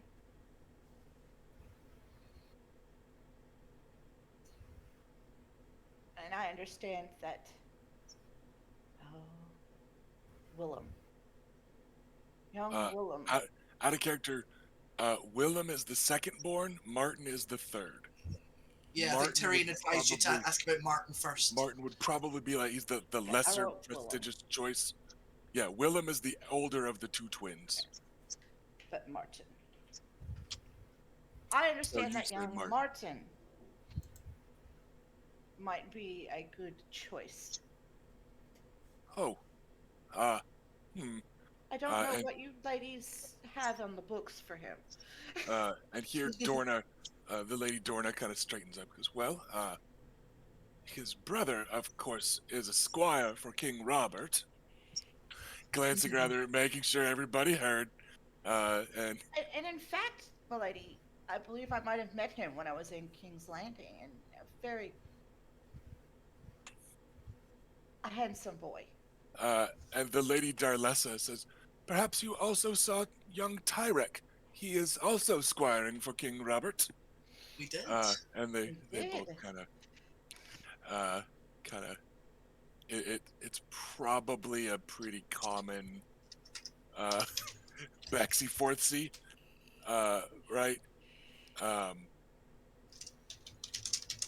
it is also worth noting. Yeah. So she says, yeah, perhaps you also saw Tyrick. Uh, Tyrick told me that Lancel fought nobly in that squire's joust. Uh, Lancel got fucking bodied by Oris in Well, the let's in the squire's Lancel joust. was like Oris's pinky finger. Yeah, and you suspect that Darlessa has been giving Dorna shit for it. It's like they're taking their son's victories as theirs, etc. So those two kind of bicker and jockey. You notice in a way that one of them is probably going to side the opposite way of the other. Does that make sense? Like you feel like those two are uh not quite Bracken and Blackwooding, right? But like they tend to be rivals as Yeah, Dorna they're and Darlessa. competitive. Yeah. So so Dorna says, but yes, we've not yet decided. He's done squiring, of course. Willem and Martin both. The twins are they did splendidly. But we've not yet decided what knights to send them into service to. Uh, this brother of yours, you do mean Lucaris, he was in King's Landing for some time, wasn't he? Yes, indeed. He did serve in King's Landing as a knight. Yes. I have a few worries, Lady Reyna, if I may, that perhaps I am concerned Martin might pick up bad habits Aye. from him. But you say he is to be wed, yes? He's not just to be wed, but he is quite besotted with his soon-to-be bride. How charming, of course. Uh, this bride in Toland, uh, is she a Dornish woman more like your sister, or an engaged young lady, uh, more like one of us in the Westerlands? I don't like drawing those divisions between us, but she's definitely more like Bela Uh, in certain ways. so it would seem that Lucaris's bad habit days are behind him? I would definitely put them far behind him. He has been a reformed man since she has accepted his proposal. Hmm. Oh. I think I hate this. And Good job you're not there to object then. it has been wonderful. How touching. Yes, yes. Uh, on the matter uh, of betrothals and traveling across country and all that, I'm given to understand, and this is Miranda Lefford leaning in a little bit. I'm given to understand that uh, House Nymaryen is looking for a few marriage matches uh, among your banner folk, and not just the young Gwyneth that you arrived with. Uh, I believe one of your sirs is a lady. Uh, are they not? Lady Alice, I think they're referring to. Are you No. Where No? marriage matches are I am. concerned, Aunt Elia, who is the Knight of House Sandstorm. Ah, yes. So one of your Ah. sirs is a lady, are they my, not? my aunt Elia? Uh, she is the knight of Sandstone. Sandstorm, yes. Sandstorm. Sir. Yes, and as of yet unwed. As of yet unwed. And Um, she has no plans to wed. Ah, has she left such matters to you and your, is it father or grandfather? Grandfather Makar. Indeed. Hmm.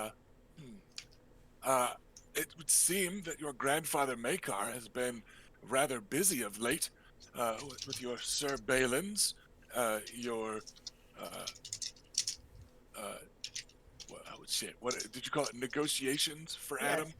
Yeah, your, with your Sir Balins, your Lady Tolans, your negotiations, and of course, your Willises. Uh, Perhaps we might offer some assistance in finding a marriage match for this Elia. Uh, my Davin is not yet wed. How old is that guy? Uh, Out of character, Davin Lannister is late 20s, by the best estimates in the book. Um, he is noted in the books for looking really badass, um, in that uh, when his dad dies, Davin swears not to cut his hair until he has avenged his father. He's one of the characters that has that tradition that I like copied for Woolly Will. So he looks like a fucking lion by A Feast for Crows. He's got just this golden mane and beard, and he's one of the strong right hands of House Lannister. Uh, Even though we hate them, right? But he's one of the badass ones. Is Um, he handsome? he has that pug nose that that Tyrion was poking fun of. I just put a picture of him in our Discord chat. He is very hairy. But again, that's him after swearing the oath. Right. But he is Probably an scrubbed it out of fine. character, and again, out of character, you know some stuff. He is the son of Stafford Lannister, who is the cousin and the brother-in-law to Lord Tywin. And Sir Stafford Lannister is just a sir. So Davin doesn't stand to inherit much. Stafford is just a sworn knight of House Lannister. In the books, he eventually, Davin here, becomes Warden of the West. Late in the, like, he becomes a prominent, uh, Lannister. Uh, but he doesn't stand to inherit anything right now. So they are in talks with Desmara Redwine, which is a prominent match from a wealthy and noble house, but also that would not make him lord of any place. Um, yeah, because she has older brothers. Uh, a marriage to Aunt Elia would make him the knight of that banner house. Uh, But so wouldn't she still be like the head honcho, so to in speak? Dornish terms, yes. But in their terms, it would, like their thought is he would become the knight of, because also he's a knight and she isn't. So to outside of Dorne, he would become the knight of Sandstorm, right? Like, because non-Dornish folk, like, A, he's the man, and B, he's the knight, Yeah, so no, I, he would I get get the that. title. No, I get it. I just feel like you might not want to agree to that before Yeah. running it by Is that Uh, their Elia. only child? Is that their uh, only child? I believe so. Let me go double check on this. Right. No, they also have two daughters, Okay. Serena and Miriel, All right. apparently, My aunt Elia. who I don't have ages for. We'll assume that they are away at the moment because I didn't worry about them because they they were not worth putting in the scene, so they're off somewhere else. Uh, My but yeah, aunt Elia is Sandstorm is a forgot the name of that. What is it? Some kind of house? Banner Banner? house Yeah. for House Nymarian. But she has remained unmarried since. Now, remind me. Yeah. Alan. Formally and officially, she was married before he died. It's not what actually happened. It's just that Grandpa and the Septon and the Maester conspired to lie and pretend So so that she that would have a. she would inherit and become, the lady of that house. So like in reality, there was never a ceremony, uh, but And so, the but Lord, yeah, Alan was actually our uncle. correct, Yeah, he yeah, was our it was dad's older brother. your So when our uncle died, uh,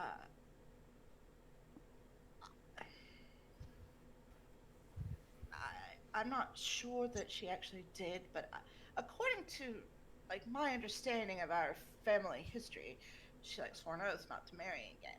But she didn't swear any oaths, she just hasn't. okay, And grandfather has had his hands full with you lot. yeah. So as far as you know, it hasn't been a major issue. Uh, but you guys know I that. can't say yes or no, ladies, but I do think that is something I could take to Grandfather Makar.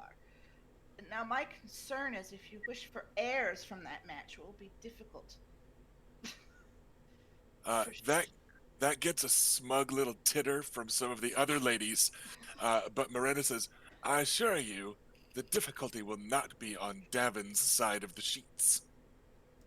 oh, the sheets will be fine. Uh, Elliot will make sure of that. However, she is she has passed that time in a woman's life. ah, Is she? How old is she? She's only like in her 30s or something, isn't she? she's 40-ish. Yeah. Is kind of Yeah. the notes. And in a medieval setting where Yeah, childbirth is already yeah. Uh, I guess you couldn't necessarily say definitely no, but you couldn't guarantee Yeah. she'd be even up for it Right. because Yeah. she's kind of got a will of her own that way. And on the topic of, as it were, being too old for it, this is Darlessa Marbrand, the widow of Sir Tyget, who's kind of been looking after Joy. She claims the blood relation responsibility. She goes, "You have another bannerman, don't you, who is past the age of bothering young girls, but is not wed?" we do. Uh, Sir does she Adam mean Bridington. Adam, or does she mean Adam? The Yeah, other Sir Adam. Adam Bridington. Yes. Yeah. Sir Brodington. He's our master at arms, right? No. No, Yes, the he strong is. sider, Eric Fossilway is our master at arms. Yeah. This guy's the Sorry. tower guy. And she shares a look with a few of the ladies, and then gives you a pointed look. Perhaps this Sir Adam might find young Joy quite charming. And what you're hearing is, maybe if you marry Joy to Adam and Davin to Elia, lots of things can fall into place. But it might have to be kind of a package deal.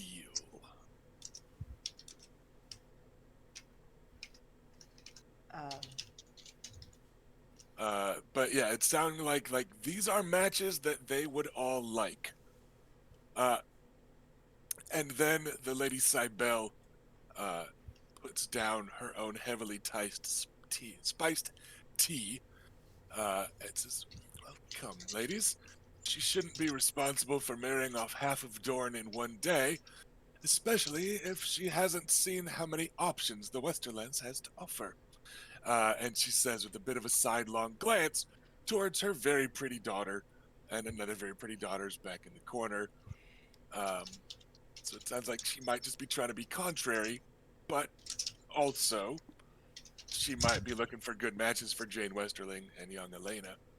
I think Uh, that marriage matches are something that would require much more thought and consideration than what we are going to be able to participate in at uh, this time. this thought and consideration, the Lady Cybele continues, like right before Jenna starts to speak, like she's starting to slip the knife in a little, right? She goes, uh, you've also got a bannerman that recently took on the responsibility of a rather large keep.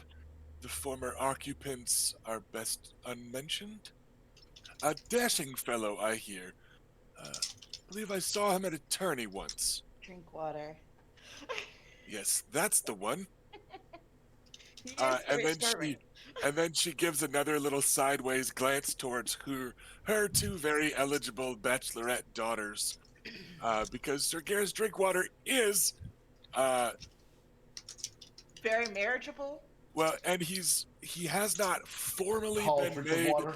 the Lord of Ironwood Holdings, Right. but like he's overseeing them the same way Bela is overseeing Will. So like he is certainly in the lead. So it sounds like, and then that gets some of the other girls. Oh yes, quite right. Uh, hmm, yes, Garrus Drinkwater, yes. Remember, Ironwood? Shh. Sir And Gareth. then they cast a little warning glance because Gwyneth Ironwood's right there, and you don't want to talk about the I said, well, then genocide I'll of her. distract him. We'll distract them with Well, just I'm saying one of them did shush the other, like yes, okay. it's Ironwood. Shh. like Uh, talk about how awesome Garrus is. um, I wonder, sugar, please. And Gwyneth scurries up after a little like friendly shrug from Elena Westerling, who's like, "Oh, that's you," right? And Gwyneth scurries up, uh, and Lady Jenna takes a spoonful of sugar and dumps it into her tea without looking, and it says, Go see if the Lady Dorna's husband might need some sugar. Kevin, he's over. You'll find him." So they send Gwyneth Ironwood away. And like all the ladies turn and give a pointed look towards Gwyneth Ironwood as she is leaving also. You go, on the topic of handmaidens, and while we're speaking of betrothals, I know she We has got rid of Gwyneth Ironwood. Come on. you guys didn't yet. You guys are thinking about marrying her to Garrus Drinkwater. Right. But just thinking about it, that's keeping everything in house. Right. So she, on the topic of that, I know that the girl has precious little more to her name than her name, and currently a bowl of our sugar. But that name is still one with some heft, if you will. A bit more heft than Hill. Perhaps we could introduce another piece to this Savos board. So, out of character, now we're looking at they potentially want Gwyneth Ironwood somewhere. You want Joy Hill. You want Martin Lannister. And they want some marriages to Aunt Elia and Sir Adam. Which might not necessarily be Joy Hill charming Sir Adam. Out of character, you would also be politely reminded about Lady Miranda Lefford, who's talking to you about Davin Lannister marrying Aunt Elia. She also mentions Davin's sisters, Serena and Miriel. She goes, and Miriel might also be a lady in waiting down in Dorne, so that Joy and Martin and the rest aren't lazy. I was gonna say lazy. Aren't lonely. I was gonna say like lazy. So yeah, let's go ahead and let's toss Miriel Lannister in as a moving piece. All right. Because again, she's the daughter of a cousin type of thing. Davin. No, oh, sorry, Muriel with one R. I typoed it where I Davin's typed it in sisters. to give you the name. How Um, many lands are they wanting us to incorporate into our home? they might not be wanting you to take all of them, right? But they are clearly wanting something out of it. So maybe, you know, wed Davin to Aunt Elia, Muriel to Sir Adam, and then not marrying anybody with the handmaidens, type of thing, or um, so like I'm just gonna like out of character. Uh, this is not a conversation that I expect to finish tonight. There's a reason I keep introducing more and more moving parts, is so that you can have a couple weeks to think it over, and in character can have time to go talk to the other members of House Nymaryen, um, and it doesn't. Not all the moving parts. Betrothals don't need to be sworn here at this tourney. Uh, though who is going and who is staying should be decided so people can go, right? Um, but yeah, you guys do have 3 bannermen that need to be wed, and you have Gwyneth Ironwood that you've been tasked with marrying. Ideally, uh, Uncle, uh, fuck, not Oberyn, the other Doran? goddamn Martell. Yeah, Doran. Oh, God, Doran. I just forgot Doran's name. He did want you to marry, or he would prefer you marry Gwyneth into the fold of House Nymaryen, but you suspect that was so that she would not be dishonored by whatever marriage she got. He Right. genuinely seems just concerned that she not be shamed by a marriage. So maybe putting Gwyneth Ironwood in the tender care of this gaggle of Lannisterian geese would be a fine way to get her a good marriage match. Like they're not likely especially because they just mentioned Ironwood as being important and proud. You know that like they're not looking to mistreat her, right?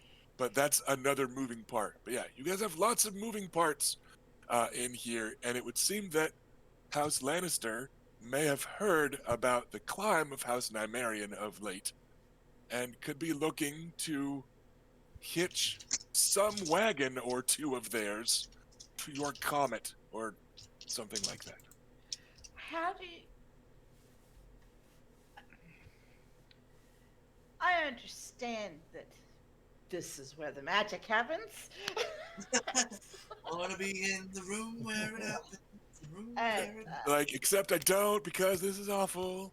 Gotta start a war on accident. Oh, this is what Rena wanted. Yeah. so, That's Rena's thing. Ready? Tell them all to fuck off and leave. with a lot, It is a power move. Just go click. You're like, what the fuck is that? I don't know, but I feel really This insulted. is all garbage. I will not be explaining myself and leave. okay. So anyway, I understand this is where the decisions happen. This is where the plans get made. Oh, no decisions today, dear girl. We're just sipping tea and engaging in some friendly conversation. Decisions happen a bit closer to the championship and the melee. That's She what I says thought. kind of cannily, like this is the opening volleys, if you will. To put it in martial terms, such as a Dornish woman might be more accustomed to. Listen, This is your dumb fight mind will only understand this. yeah. This is simply beginning conversations. Have there been many marriages? I mean, any at all between like Lannister clans and the Tyrells? Out of character, like there must have been some, but it hasn't been super noteworthy ones. Because You they could kind of like don't get along. right, they're close enough together to kind of be rivals, Yeah.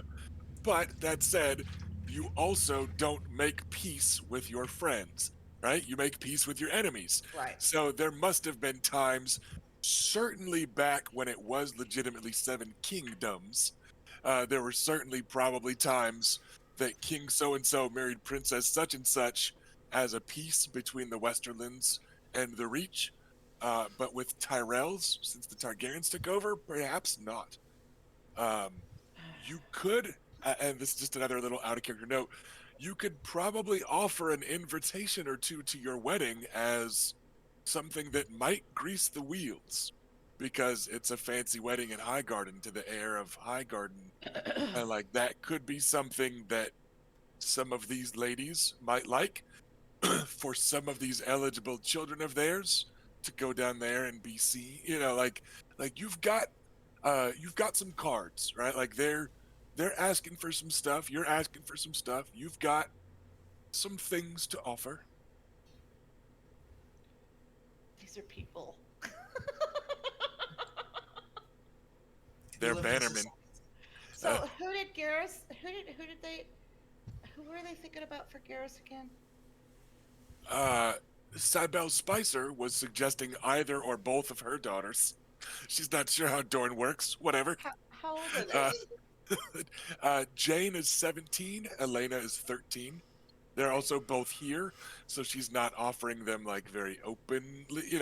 Right. None of these women are just super pointed. Okay, 17 is way less squeaky than like 13. Well, right now you guys are talking about Gwyneth, who's 12. So no, like, we've had time. Oh, I thought she was then. like 13. She might be 13. She's 12 and a half now. right? Yeah, she might be. Yeah, she might be 13 by now. But you know I what I'm saying? increased my age on my character sheet by Yeah, a year. Okay. Sorry. It's been a Yeah, long time. like I've just been floating in the ocean. Okay, I mean it's a little creepy how you guys are acting like 13 Yeah, is she's okay 13, and 12 which isn't. is fine now, Rusty, okay? Right? Like my 13 is bad. also squeaky. I mean, I'm Yeah. not kidding. I'm not Listen, lying. like It's just less. Yeah. yeah, I'm in absolutely no position to say anything about age differences. All right. So they're talking about they're considering that, but then also, like I said, Davin's sisters, Miriel and Serena, they are both younger sisters of Davin, and he is 27.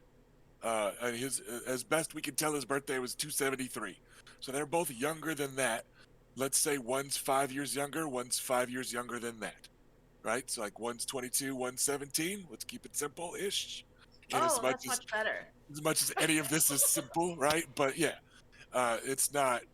Yeah, like she's not.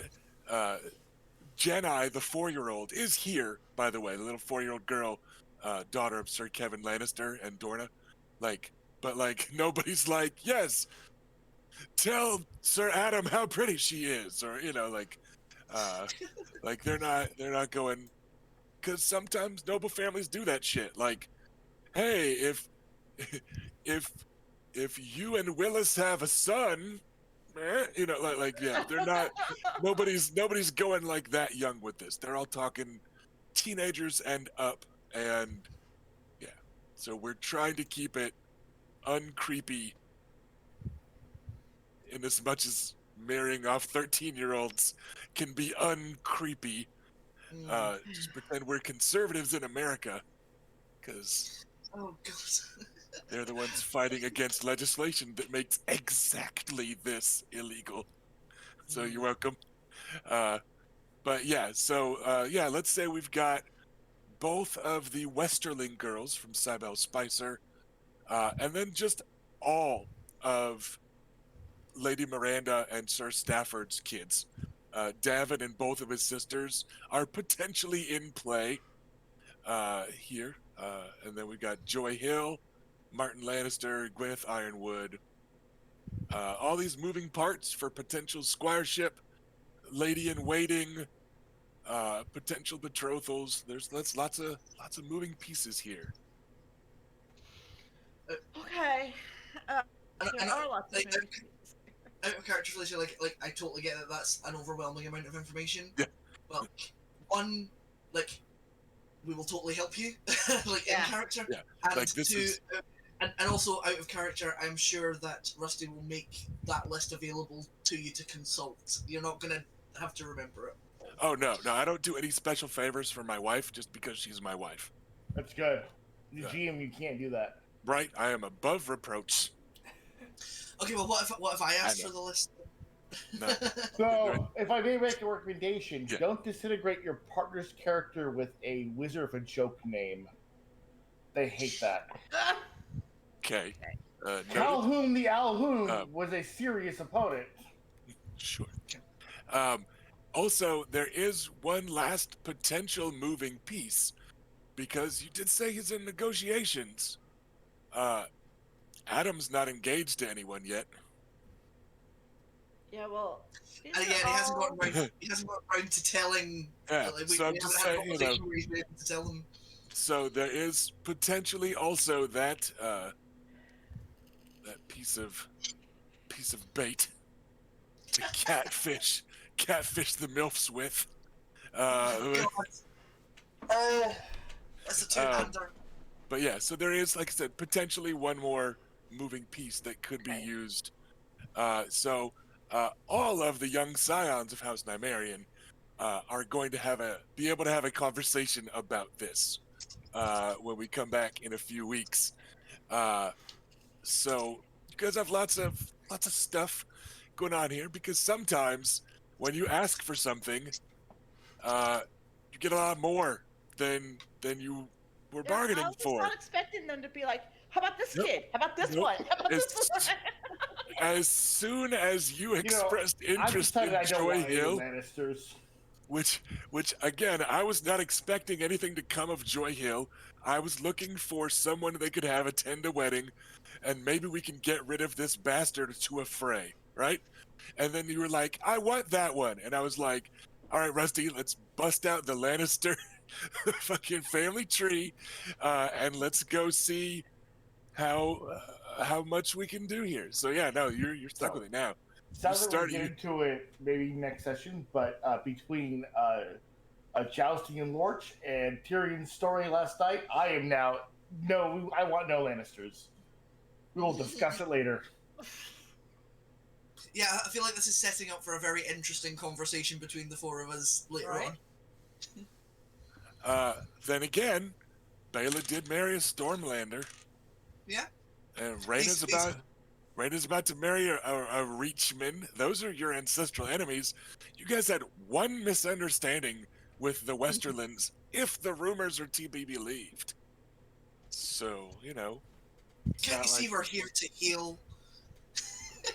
I mean, Amory Lorch has killed a lot fewer Dornishmen than Lynn Corbray, and he's Raylan, your little brother.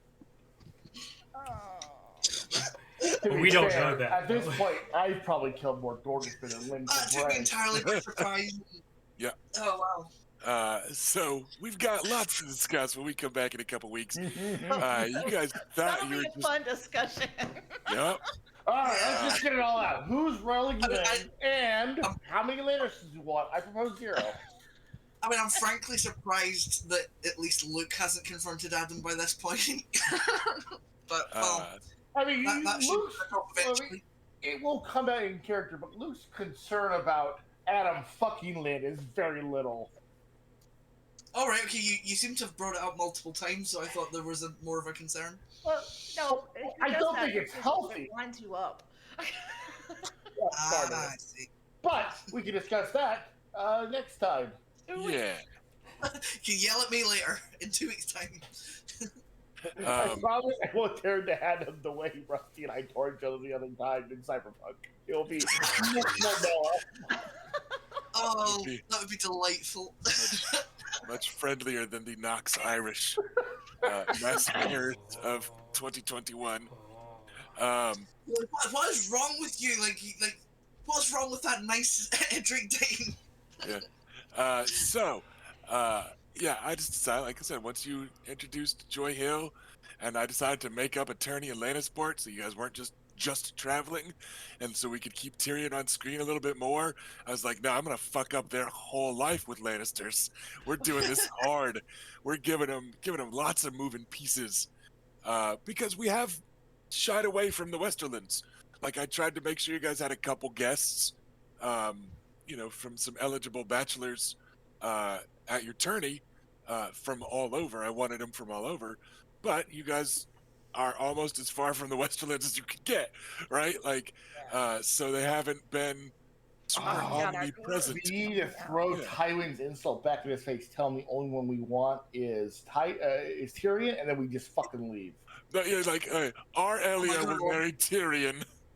We will speak no more of this. We'll see And no then more of off it. you go. God. Because we actually know him and know he's like cool, so could really fuck up Tywin's day. Yeah, there's no way Tywin would let Tyrion marry a bastard. He would rather Tyrion just die alone Is there... than insult the family by Okay, marrying some Tyrion, this didn't quite Dornish- work out, but if you want to come over and just fuck it, Elliot, Yeah, she seems to She's probably be down. cool with that. So we'll be back in a couple of weeks while the players have to tackle a conundrum that they were not expecting here during the marriage arc of A Sea of Spears. So thank you for hanging out, everybody. We'll have more tourney action next time, some archery contests, some jousting, some after-hours role play, and yeah, some in-character discussions about this Sivas board that you guys are now working on. So thank Also, you for fuck hanging out, Lorch. everybody. Fuck. Oh yeah, Sir Amory Lorch. Yeah, he's a jerk. Fuck Lord. Yes. Thank you for coming by, everybody. We appreciate the cheers and the bits and the subscriptions and the gifted subs and all that stuff. They are fun and great and good. So we appreciate that. I will be here tomorrow playing some Magic the Gathering. The Forgotten Realms set just landed, and I still have my token for sealed, and I have enough money and coin to do some premier drafts.